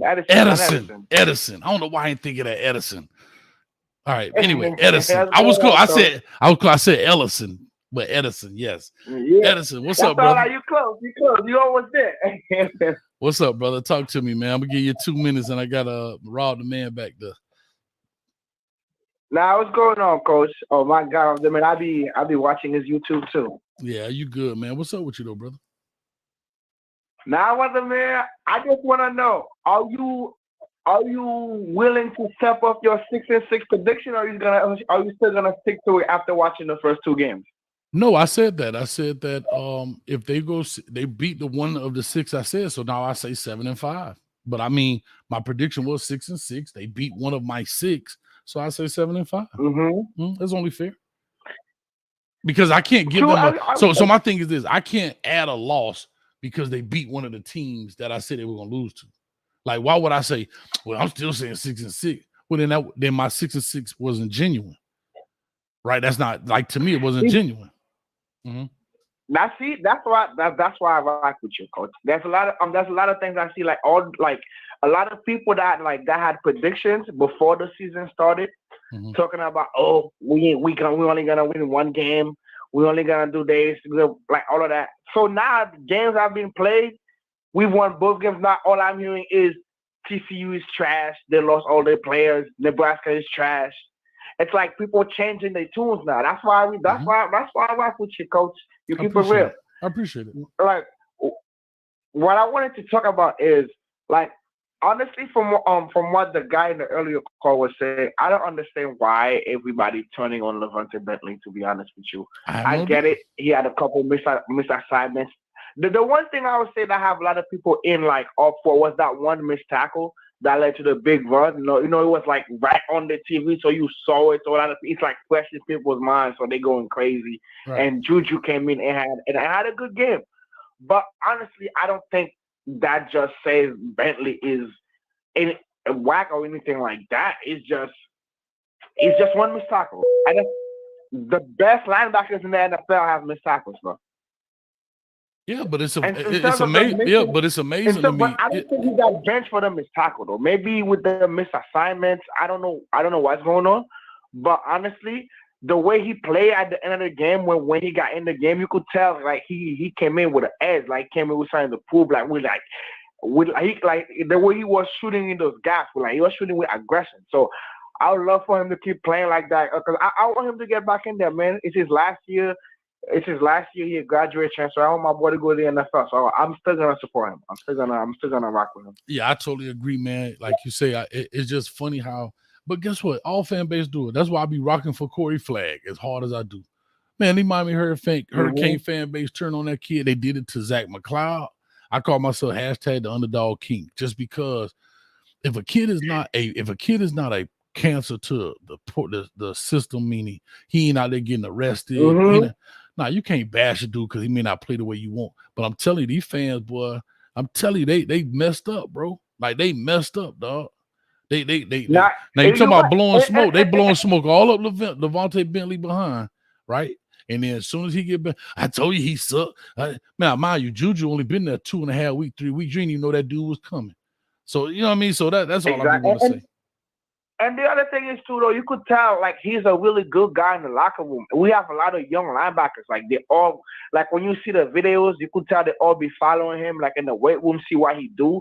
Like, you could tell he a leader. Like, you need people like that. Like, you got to get behind him. It's like, it's literally only been 2 games into the season. Yeah, like we have fall camp and everything like that, but we was just practicing against ourselves. Gotcha. Like you have that one bad game, you watch the film, now you see what you can work on. It's really hard to see what you can work on when you're practicing against yourself. Right. You're Now 100% you have right. to make against your opponent. Like you could see, maybe that running back was stronger than me in that point. Maybe I should lower my shoulders a little bit. That's why I think he got run off. Like when he was tackling him, like he went up instead of like lowering his shoulders and lowering his shoulders into his chest. He tried to like standing him up, and the running back just lowered the crown of his helmet, and then he was off balance. I got you. Even a couple times in the Weller videos, I seen Coach Hart coaching them like that, telling them to like when they tackling to not tackle like that. He made that one mistake. He gonna see it on film. The coach was teaching that in 4K. He gonna see how he messed up. Now you can see it like in the video. All right, this is where I did wrong. This is where I set up myself. Okay, next time I'm gonna know what not to do because I've seen it. I got So you. I still think he's gonna be the starting linebacker. We're going to find out, man. But Edison, I appreciate you, man. Let me get this last call. Coach got to get some kind of sleep, some kind of way, man. Appreciate you, brother, man. Thank you. I did. I'm not gonna lie. I did watch that Kane broadcast today for damn near 24 hours. You've been working the past week, Hey, my brother. hardest Do your working thing. man. Hey, I'm the hardest working digital coach you'll find, man. Anyway, I appreciate it, brother. Let me get out of here. All right, man. Have a good one. All right, thanks. Mac Entertainment. Bentley is decent. Now, Mac, I could be disingenuous because I don't know this to be factual, but I'm going to show you how bull crap work, Mac. Nah, Mac, you be on all the channels. You was the one saying Bentley was a baller. He was a gangster, blah, blah, blah. Yeah, look, my man right here, Rob, backed it up. See, don't change now, Mac. I wonder how that worked. Rob, did Mac change his mind or what? Did Rob change? Did Mac change his mind? I'm just saying. I could go check the receipt. I need to go through all these things and talk about it. What's up? Hey, Coach, man. You know what it is, man. You've been on my channel. You've seen how like people been switching up every 5.2 seconds, man. It's just crazy, man. What you mean? No, you hold up. What you mean, Matt? Hold up, Matt. What you mean? No, you didn't. Nah, you don't remember when you was on that show when you said he was balling? I'm just messing with you, Matt. I'm just showing you how things go and how people try to lie on you and see how it make. I'm not saying you did this, but it just clearly. And I don't know if you did or didn't because I'm not checking for your comments like that, Matt. I'll just use you as an example to say, see, when we say something and people try to take it out of context and they want to make it factual, that's the problem right there. But anyway, Rob, what's up with you, man? Yep. Not much, man. Just I just think it's funny, man. But I just happened to come back onto the channel when you were talking about the content creator part, and it's crazy. Like even like on my live shows, like people be trying to go in, or like I just get like for me personally, I just get tired of hearing the same questions over and over again. Right? Yeah, it's either Bentley or Kamani. Bentley or Kamani. Like those are the only two questions that people want to ask, and it's just like you notice I try not even bring up Kamani man. tonight. I didn't even bring him up tonight. I seen people talking about in the chat. I didn't bring it up one time. Yeah, I didn't bring it up one. Well, yeah, yes, I did. I correct myself. I was talking to Carpet Tech, and I was talking to Carpet Tech because I brought up y'all conversation and again, right? So here's a perfect thing about people having an opinion. Nobody knows factual. And I know Carpet Tech in the business, so that's my dog. Hopefully he's my dog. If not, I'm okay with that too. But what I'm saying is when Carpet Tech was so hell-bent that Kamani gonna come here, why would he come to Colorado and not start? He the number one player. Why would he come here and not start? Blah, blah, blah, blah. Remember that same night, that same conversation. Well, guess what? Carpet Tech ended up being wrong. And that's okay. It was his opinion. It was his opinion. But when you have an opinion over here, you're a hater. But his response was, well, he got to learn the playbook. He got to do this. And that's factual information. Like you're not going to get out there if you don't know the stuff.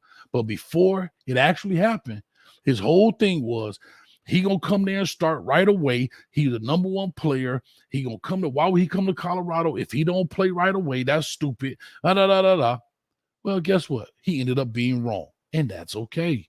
None of us know what the hell is truly going on. We're all talking based on our opinion. and maybe some of our experience at the end of the day and having fun with it. That's it. Yeah, yeah, that's facts. I mean, you didn't see me really go at carbon tech because I mean, I tried to break down the reasons, and people thought I was delusional. I was tripping, things and that, and I'm like, man, y'all not seeing it from a different point of view. Y'all just seen it because he a 5-star. So, but I ain't really come on here to talk about Kamani, right? I know there is a reason why he's not playing. I mean, I ain't gonna disclose why he's not playing. I don't know. Can I be honest with you? I don't know, and I truly don't care. Yeah. That's something that Coach Prime and his staff, or if he did something or didn't do something, he don't know the playbook. He does know the playbook. I don't care. All we're saying is that's up to them and their staff. I'm not an insider. I know stuff and would never even allude that I know. Like, I won't say it. I just kind of contradicted myself. Like, I know stuff, but I won't tell you I know something. What I'm saying is, there's a lot of information that I may talk to guys about, but I don't want to be an insider channel. I'm not here to break the news. Like, I'm here to talk football. Like, I don't care if the dude got his girlfriend pregnant or not. I don't care. You understand? I care about, let's talk ball. Yeah. Man, that's it. That's facts. You know, that's where I'm at with it. You know what I'm saying? It's like, that's why I get tired of like some of The conference has been locked. got to a point where I don't answer a lot of stuff on purpose just because I see it in chat. I just don't respond to it because it's like, man, let's talk football. Like, what we see, and let's react to that. You know, or whatever the next game is after that game's over with. You know. Hey, hold on, Rob. I love Carpet Tech. If me and Carpet Tech ever had to go out and do a CRIME, I know he won't. Well, he might tell on me. He won't tell on himself. He said, "No, I'm not wrong. He need to learn the playbook." Crazy, but you that's clearly. not the reason why he's not playing though. But I ain't getting into that. I don't even care if he needs to learn the playbook. Let's just say if that is the reason. Let's just say. But that's not true, Carpet Tech. You're not being right. You clearly said he was gonna start on day one. Because if I would have said that, Carpet Tech, and he didn't start on day one, you would have wanted to bet me a $50 taco donation that I was gonna be wrong. So just say it. Just like they do. Just admit it, Carpet Tech. Be like, you know what? I was wrong. He wasn't gonna start on day one. Maybe he just don't know the playbook. But see what I'm saying?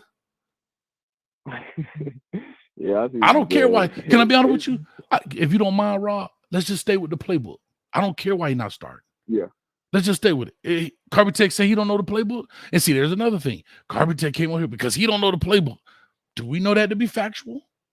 I don't know that to be factual. Yeah. But people will go on another channel and be like, Kamani ain't playing because he don't know the playbook. And they got that shit from a dude named Carpet Tech. I'm just saying, not to put you down, Carpet Tech. What I'm saying is, are you an insider, Carpet Tech? We don't know. Are you not? We don't know. It's all speculation. Rob, as much as I respect you, and you may have the right information, you could whisper in my ear and be like, hey, he not playing because he got an F on the test. I don't know. I'm just picking somebody else. Yeah. And I go on another channel. Yeah, he got an F on the test. And people don't know anything unless you're a true insider. That's all I'm saying. Yeah, I mean, for me, honestly, like Kamani suddenly pulled up on my channel tonight. I mean, earlier today. So who got pregnant? That's what I'm saying. So I mean, it's everybody speculating. You know what I'm saying? I see the comments saying Kamani shouldn't have went to Miami or this and that, and it's just like, if you don't like, everybody's gonna have their opinion, but a lot of y'all truly don't know what's going on. He's in a good situation. He's gonna play. He's gonna be fine, and that's what people need to understand. Like, people try to rush to make judgment, right? And sometimes you got to sit back. You got to analyze what happened, right? And we'll talk about Bentley, right? Bentley didn't start this game. Juju Mitchell came in. I told everybody that Juju was gonna play last week, right? And they thought I was tripping. And when I said it, it wasn't just because I didn't think Bentley was good enough. It was, we need that playmaker on the field that's going to go out there and get the tackles for loss. That's going to go out there and make the plays, the proper reads, and not have that many missed assignments. Well, next week they can go back and start Bentley. It's every week it's going to change. Colorado has not did nothing consistent in 2 weeks in a row. The lineups will change. So, the lineups are going to change next week. Yeah. Carpet Tech say, hey, hold on. Carpet Tech say, not going to hit the checkup order. Hold on. Carpet Tech says, I thought he knew the playbook as a free safety football player. Bro, when the hell Kamani ever played free safety, dog? See, this is stuff I'm talking. When did Kamani has he ever played free safety? Oh man, He bro, was this is truly a wild, corner. man. What are you talking about? I thought he knew the playbook as a free safety football player. What we watching, man?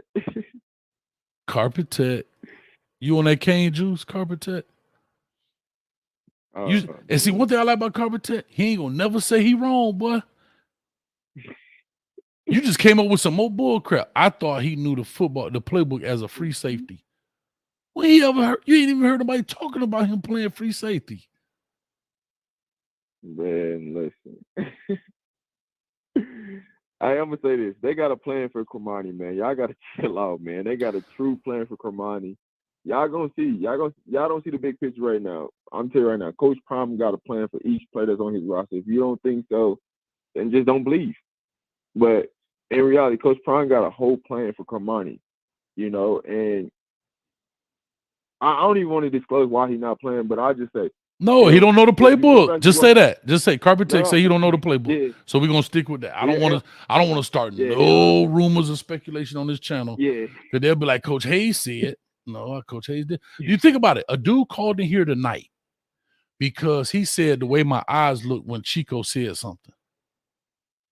Think about that. A dude said that I was hating. No, Elson said that I was hating because when Big Dog Chico said that Shador Sanders could be a Heisman candidate, he said my eyes looked a certain way. My eyes popped up.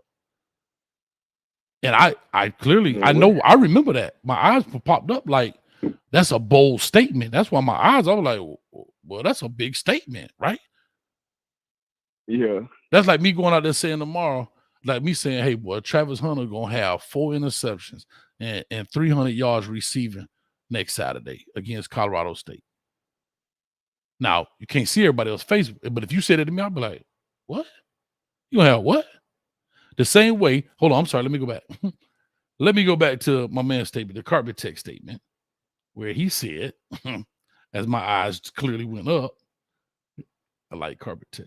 When I read this statement, I thought the new playbook as a free safety football player. What? Anyway, that's my point. But anyway.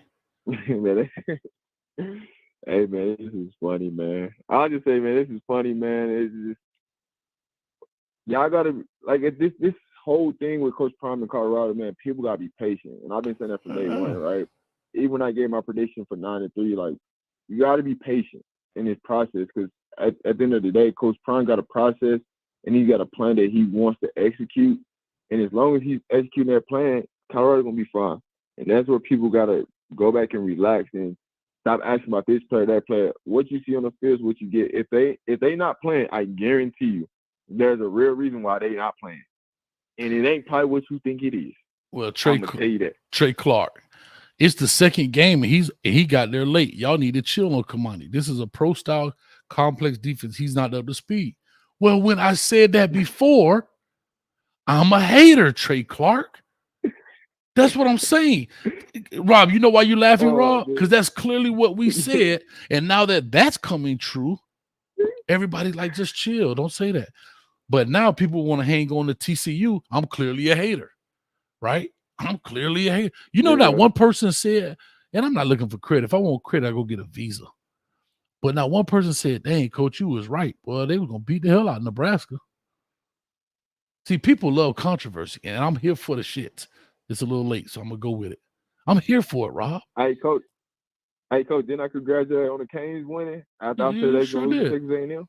You did say that. You know what? You're a hater, Rob. You are a complete and utter Miami Hurricane hater because you said that Texas A&M was going to beat Miami, and we beat them. And you know what, Rob? You're a hater, dog. Hey, man, Hold on. You hate so much, Rob. You hate so much. I need everybody that's listening right now, 246 people, to go to your channel and subscribe to your channel right now that you're hating that much, dog. Hey, listen. If I'm wrong, guess what? I'm man enough to come up and call up. You feel me? I ain't finna hide me on no keyboard. I'm gonna call up and I'm saying, hey, I was wrong. You know what I'm saying? But bro, it's not even that. Can I be honest with you? It's an opinion. It's an opinion, bro. It's like You're supposed to say what you want to say so far as opinion based, right? Can I be honest with you? I couldn't be mad if you said that about Texas A&M, because there's a lot of Canes fans didn't think we was gonna win that game. I didn't think that we were gonna win that game in that fashion by no stretch. I said 28-24. Clearly, I thought it'd be a more competitive game, but guess what? My own team performed better than I expected them to perform. Yeah. I mean, and the real reason why I thought they was gonna lose is I had questions about that quarterback, Tyler Van Dyke. I didn't know what he was gonna do, man. How he was gonna show up. So that was my reason of why. And hey, he came out there. He proved his point. Okay. Hey, shout out to the Canes, man. Dang, Carpet Tech. Hold up, Carpet Tech gave me $5. I said I play free safety as a former football player. I was texting too fast. Well, I need you to type something else in, and I'm gonna tell you that was wrong. So you send me another $5 to correct it. If we're gonna play this game. So you type stuff real quick, and I'm gonna tell you that was wrong, and you send me another $5 to say that was wrong, and we'll go like that. We'll keep playing that game. How about we play that game? Anyway, I'm just playing, man. Accurate said I just subscribed to Rob's channel. All right. But appreciate that. Nah, man. Like I said, I'm always support people, man. But we got a stranger in the building. Look at that, Carpet Tech. Hold up, Carpet Tech. You put a football up there and it's tilting the wrong way. See, Carpet Tech, you're a hater because Colorado footballs tilt to the left and not the right. See, you're a complete hater. You know what you're doing. So I need you to send another $5 to correct that football tilt, please. Anyway, Tanisha, I've been on these shows for the past weeks without a voice, and there's so much going on here. It's so funny to me. What's going on, Tanisha? Call on in. I think I locked it. Yeah, that's what I was saying. That's exactly what The conference has been unlocked. I just unlocked it. Tanisha, call on in. Let me put the number back up on the screen. Yeah, Tanisha, call in. Let me hear what you got to say. This would be interesting. I'll say this. I'll say this. If anybody pull up to my live, I have multiple people that be on my platform. You don't know who ever gonna show up, but I tell you, it'll be some inside people showing up. So pull up. If you got something to say, you can come speak your mind on my channel. That's what I'm gonna say. But if I question you back, just be ready. Nah, you a hater, dog. Stop it, dog. You a Miami hater. You a Miami hater, dog. Hey, Coach, you be on the show. You see what be going on. Man, Carpet Tech, man. Don't be laughing. Matter of fact, that ain't even the right emoji, Carpet Tech. Your emoji's supposed to have black tears, not blue tears. You ain't no real Colorado fan, dog. Colorado fans got a yellow happy face with black tears, dog. You a real hater, bro. Hey, Mr. Nisha, I hope you feel better. Oh, Lord. All right. Hope you feel better. We'll talk to you later. Let me lock this up then. The conference has been locked. She said she don't have a voice. I have COVID. I hope you feel better. Uh-oh. Hold on. Hey, I'll tell you this. Just up. because somebody ain't playing on me, they gonna hit the portal. Y'all don't even know why they're not playing. So they don't mean to go hit the portal. Yeah, that's tough right there, man. It's tough, man. I'm about to get up over here, man. I done 2 shows tonight, and I talked to quite a few people. 3 hours with them Colorado people talking, man. That's crazy. Get my ass off here so I can do what I got. Hey, Coach, I know your feeling, man. I didn't put in 8 hours today in 2 different shows, so I definitely understand your feeling. Man, it is what it is, dog. This is light work right here. It's all good. Yeah. Uh-oh. She said I might need some cane. Hey, you need that Colorado concoction, not the cane juice. Nah, let me tell you something. This right here, the cane juice, this one empty right here. But let me tell you something. Whatever you got is going to kill it. I tell you that straight up. That Colorado, that cane juice be biting. Anyway. I can't. Oh, I'm sorry. Maiden Day, I can't. Coach, you need to get his fan base of football fantasy football 101. You can't talk to anybody here. Nobody wants to talk football. They want to just talk and just say nothing that I want to have a football. Like, can I be honest with you? I've been on here 3 hours and I really didn't get into a conversation about, setting the edge and talking about the edge rushing of how they didn't stop the edge. Like, how does Nebraska get around the edge? Because that's something that CSU may try to do next week as they see that they saw them doing it. How did Jeff Sims pop the 56-yarder because X, Y, and Z happened? No, been on this shit talking about rumors all night and talking Yeah, about. because I was just Can I about to mention ask talk you. about I was nothingness? just Talk about nothingness. And then watch this. I want do me a favor. All y'all go check. I'm gonna do the good, bad, and ugly, and go watch the good, bad, and ugly chat. That's hilarious. I literally was just about to ask you how you feel about Colorado against Oregon and USC, seeing Oregon and USC for these last couple of weeks. I still think that okay. I haven't seen Oregon play. I have to be very honest with you. I haven't watched them play yet. I did see USC because I watched them last night because it was such a late game. I still think they have a good RPO game. I still think USC has a gap scheme system that can put Colorado in. If I had to look at them, if they were playing this Saturday, these are my questions. Can that change by the time they play the next two opponents? Sure. But this is me speaking for all you god doggone snippets out there. And snippets are people who like to take snippets. If they were to play them this Saturday for USC, I think gap scheme plays could hurt them. They make some good plays off the edge. What's his name? Dominic came off the edge and made that smashing play against Nebraska, man. Came on the backside. Perfect, man.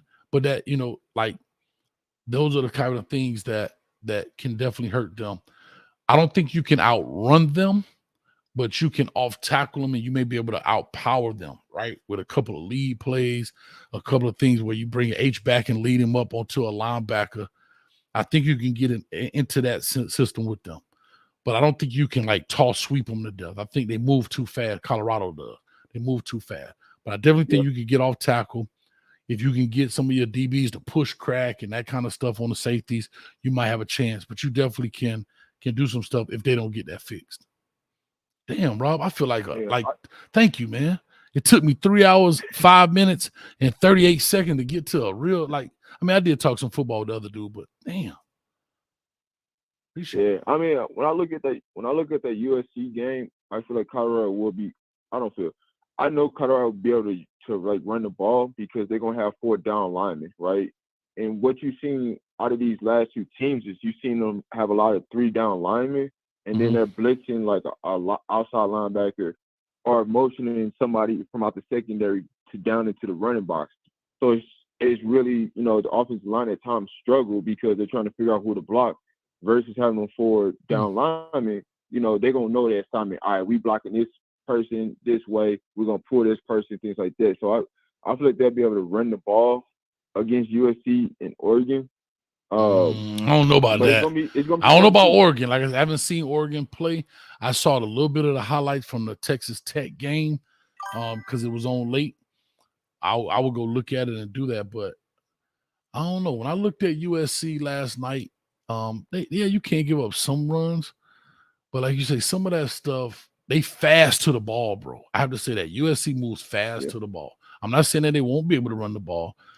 I just feel like this. I think, like I said, TCU's defense was way worse than what I thought it would be. I thought, and then after I saw TCU and I watched some Nebraska against Minnesota, I thought Nebraska's defense was better than TCU's, and it showed up, and it really did. I think Nebraska's defense just got worn down because offense was producing nothing. They weren't even getting first downs, bro. That was bad, bro. Like when I look at this, like when I say bad, bro, like it was bad. Snaps, can't get the handoff, bro. Think about this. Nebraska had 15 first downs. Colorado had 24. Bro, they were 4 for 13 on third down. What I'm saying is they like, and then that's not including turnovers and so on. You have 4 turnovers that were drive killers. So the defense right back out there. You score points. Like the defense, if you ain't scoring, dog, defense you can't hold a guy forever, bro. Yeah. Missed field goal. You know what I'm saying? Like, it's just like, yeah, bro. Yeah, I mean, when it comes down to, I really think, it's going to come down to whoever got the ball last, that USC versus Colorado game. I really do feel like it's going to come down to who got the ball last. Because skill position-wise, like when it comes to like the wide receivers versus the DBs, that's going to be the matchup of the game. But it's really going to come down to who can run the ball the most. Like who can get the most rushing yards, and in true honesty. Because when you talk about matching receivers versus DBs on both sides, it's going to be a game, right? And my thing is, I want to see if Caleb Williams is actually going to go at Travis Hunter. But why?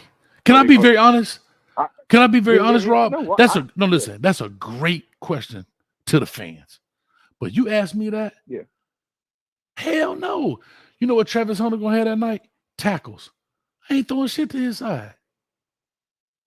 I'm not gonna play with the number one guy. Like, why? What do I have to prove? There's nothing in the stat column that you put an asterisk next to and said, yeah, that dude completed 5 passes on the best player on their team. It ain't just Travis Hunter. Whoever their best player is, you try to avoid that guy. You try to attack the fish. That's schematically thinking. Pride before the fall is where you get killed. Let's be honest. I'm finna go at their worst. If I got to throw the ball, I'm going to try to put the linebackers or DBs in conflict. I'm not finna fuck with this dude. And TCU learned that the hard way. So if you think Caleb Williams is going to go after Travis Hunter, if he does, he's a pure and utter idiot. I'm just calling it what it is. But I think the reason why I asked you the question, because you know how Caleb Williams can come off his cockiest times. Like, I don't give a damn who you got on the other side, you know? So that's the reason why I asked the question. I know the real answer. Like, you got to be an idiot to just keep going at Travis Hunter. Like, at some point, the odds ain't gonna be in your favor. Like, it's just what it is. So because guess what? So bro, just like Deion Sanders, I'm not throwing to his side. If I'm gonna throw something to his side, it's gonna be something that, for example, if I know he's playing off 10, 12 yards and I throw a now route, well, I'm not truly in jeopardy of him picking it off. You understand me? But just to be throwing it around, hell no. The only thing I would mess with Travis Hunter with, I hate to say this, but it's the truth. If I knew he was a man, I would bother him on a crossing route, but it definitely gonna be a lot of traffic up in there. I'm not like, and that's anybody, right? If I go to play, here's a perfect example. If I go to play Miami right now, do you think I'm finna screw around with Cam Kitchens? You think I'm finna go over there and run? Like, Texas A&M was going after him though. And guess what happened? And they paid for it. Yeah. There's a reason he's an All-American. Like, that's what I'm saying. I don't understand. But people see people like, yeah, I got pride. I ain't finna show him a damn thing. Let some other team make him an All-American. This guy ain't gonna make him an All-American. You ain't gonna look at my game stats and say, well, number 5 got 6 picks. And ask Georgia Tech how that felt when he took it back 95 yards. Man, I think TCU was doing that just because they like, all right, Travis ain't finna play all these plays, so we finna just keep attacking him. It's like, y'all not successful, right? Why keep doing it? Like, why? Yeah, again, bro, pride gets in the way, bro. These coaches get so caught up in their playbook. They ain't looking at, I'm going to find what a dude is, the most dangerous dude. Here's a perfect example. Let's go back to Miami. Brashard Smith might be one of the fastest guys on the Miami Hurricane. The very first kickoff, you kick it to Xavier Restrepo, right? Great football player, not very fast. Yeah. He got his ass yoked out, right? Yeah. Every other kickoff after that, you kicked to Brashard Smith, and he made you pay for it. He took that 95 to the house. I'm going to say, yeah, then he take it to the crib. I'm going to say, that's what he did. Bro, utter stupidity. Here's another one. Can I tell y'all something, CU fans? If Zachariah Branch is back there at punt return, kick the damn thing out of bounds. Kick that thing out of bounds every time. Why play with this guy? What I'm saying is there's no penalty for kicking it out of bounds. What difference? Why kick it to him? And he's electrifying. I'm going to kick it out of bounds, so therefore you're going to have to march all the way down the field. If you kick it straight to that dude and he take it to the house, only thing I can tell you is fire the coordinator or the punter, because the punter ain't listening to the coordinator. Like, don't play. Like, I never understood how Devin Hester got successful on special team. Why? Ain't no way. Oh, we're going to kick return left, and he's lined up on the left. We're going to kick return right. Then he did it in college. Then he goes to the NFL and does it. What's my man from the Kansas City, number 85, that was returned all. He had all them doggone returns. Not Tyreek Hill. I cannot think of his name. Little short dude, man. Play receiver. I cannot think of his name right now. I know not D'Angelo Hall. It was Hall was his last name. Somebody in the chat put it in there, man. Dante. No, it's not Dante Hall. Dante Hall. It is Dante. No, it Dante. was Dante Hall. There's no way in the world I'm kicking to Dante Hall. No, kick it out of bounds. I pay you if you're the punter. I pay you $2 million a year. I need you to put that out of bounds, please, sir. I promise you, Prom gonna be like, hey man, I don't care what you do. If you don't kick that ball out of bounds, don't worry, I'll just go get the next kicker. Like, Here go the best part. Here go the best part. I wouldn't have punted that damn thing to Deion Sanders. You ain't gonna be on. I'm not gonna be on Sports Center messing with you, dog. This man out here, I just saw a clip. He high stepping from the 50-yard line. Not on me. Shit, y'all out y'all there. Like the stuff that baffles me about football. It baffles me about football. I don't understand why Stafford kept kicking it to him when they just seen what he did the previous week. In the previous week before that. Bro, and guess what? And these dudes get paid a lot of money. These coaches get paid a lot of money to mess with these players, dog. I just don't understand it, man. It's like anybody with common sense, like even if you just watch football, you know not to kick it to this dude. But no, I'm gonna prove you wrong though. We got a better coverage team than the last team. Like why do it? There you go. To do what? To get your behind fired. Yeah. Ain't nowhere in the world, bro. Ain't nowhere in the world. The baddest dude on the field, I like Restrepo. Restrepo don't bother me when it comes to kick return. I'll kick him the ball. I'm not going to kick it to Rashard Smith.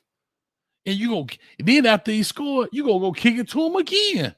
What is wrong with you? Yep. Oh, you done lost every brain cell that you have to continue messing with these players like this. They going to make you pay, dog. Yeah, for sure. I mean, when you look at that USC game, I'm glad Colorado got him at home because it's going to make – like, I just look at this game as who's going to win the Heisman. This game is going to be who wins the Heisman. Whoever wins the game is going to win the Heisman, whether it's Caleb Williams or Shedeur. This game going to come down to the Heisman, man. So we going to see. You know, we're a couple weeks away. I'll definitely be at the game. You're going to be at the game. So we going to find out. Yeah, we'll find out. Maybe we'll have a lot of fun. Somebody says Lincoln Riley is smarter than you believe. I don't know who you're talking to, but that's fine. Yeah, I agree. I don't. Now again, will they throw certain balls? Sure, they're gonna throw maybe some timing route. They'll throw certain things. I'm not saying you can't just say okay, nothing, but you got to be very strategic with that. You understand what I'm saying? You can't just. But I'm not playing. What I'm saying is, I'm not playing with their best players, knowing that my player is not. If my player is not better than your player, I don't have a chance, dog. Yeah, I mean, you got. I'm just being real. Technique, all that stuff comes into play. Bro, I'm just being real. People realize it. Yeah. No, I'm not playing with him. The dude showed you, like, hell, Brian told you he is him. like dog. Nebraska was smart. They ain't throwing not one pass towards Travis. Hell no. Why? Because you know that quarterback you got gonna throw it right to him. Yeah. Yeah. No, but I will say this. But I will say this. I thought Nebraska had a good defensive game plan for Colorado. I really do. I thought they had a very good game plan, but they just, like I said, it wore out, bro. They just wore out. Like, dog, you know how demoralizing it is for the quarterback just to drop the ball and they give him the ball. Then they get it back. Okay, we got to punt it.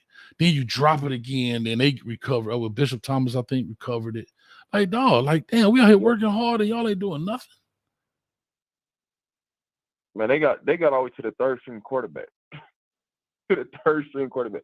But I don't understand, like, because I thought they was going to take Jeff Sims all like at halftime. I was like, man, there is no way. I literally said this because I went and lost. I said, man, listen, if they keep Jeff Sims in this game, they finna lose by 28. Because their defense is doing what they're supposed to do, but they ain't really putting no pressure on Colorado to be even better on offense. Because they keep turning the ball over. They give them short fields. Eventually, Shedeur gonna make you pay for it. So it's like, I love that it happened in the Nebraska game because it shows like, hey, we still got a lot of things to work on, right? Y'all, we thought we were gonna elevate, right? And we should have been elevated to a different level, but them playing as physical as they played on defense, we need that going into the Pac-12 games. We need that. Them playing as zone defense, we need that, right? Because all we seen was man last week because TC thought they corners were better than our wide receivers, which I don't even understand why they even came in and with that. Like, that's just being idiotic. But Nebraska's like, you know what? We gonna zone this up. Shedeur gonna have to see 8 people in coverage, and he gonna have to prove to us that he can hit these windows. I'm gonna say this. Can I be honest? Can I say this? I think that's dumb. Yeah. I think he can pick apart 8 windows. It's 54 or 53rd in a 54 and a third yard wide. He has that ability.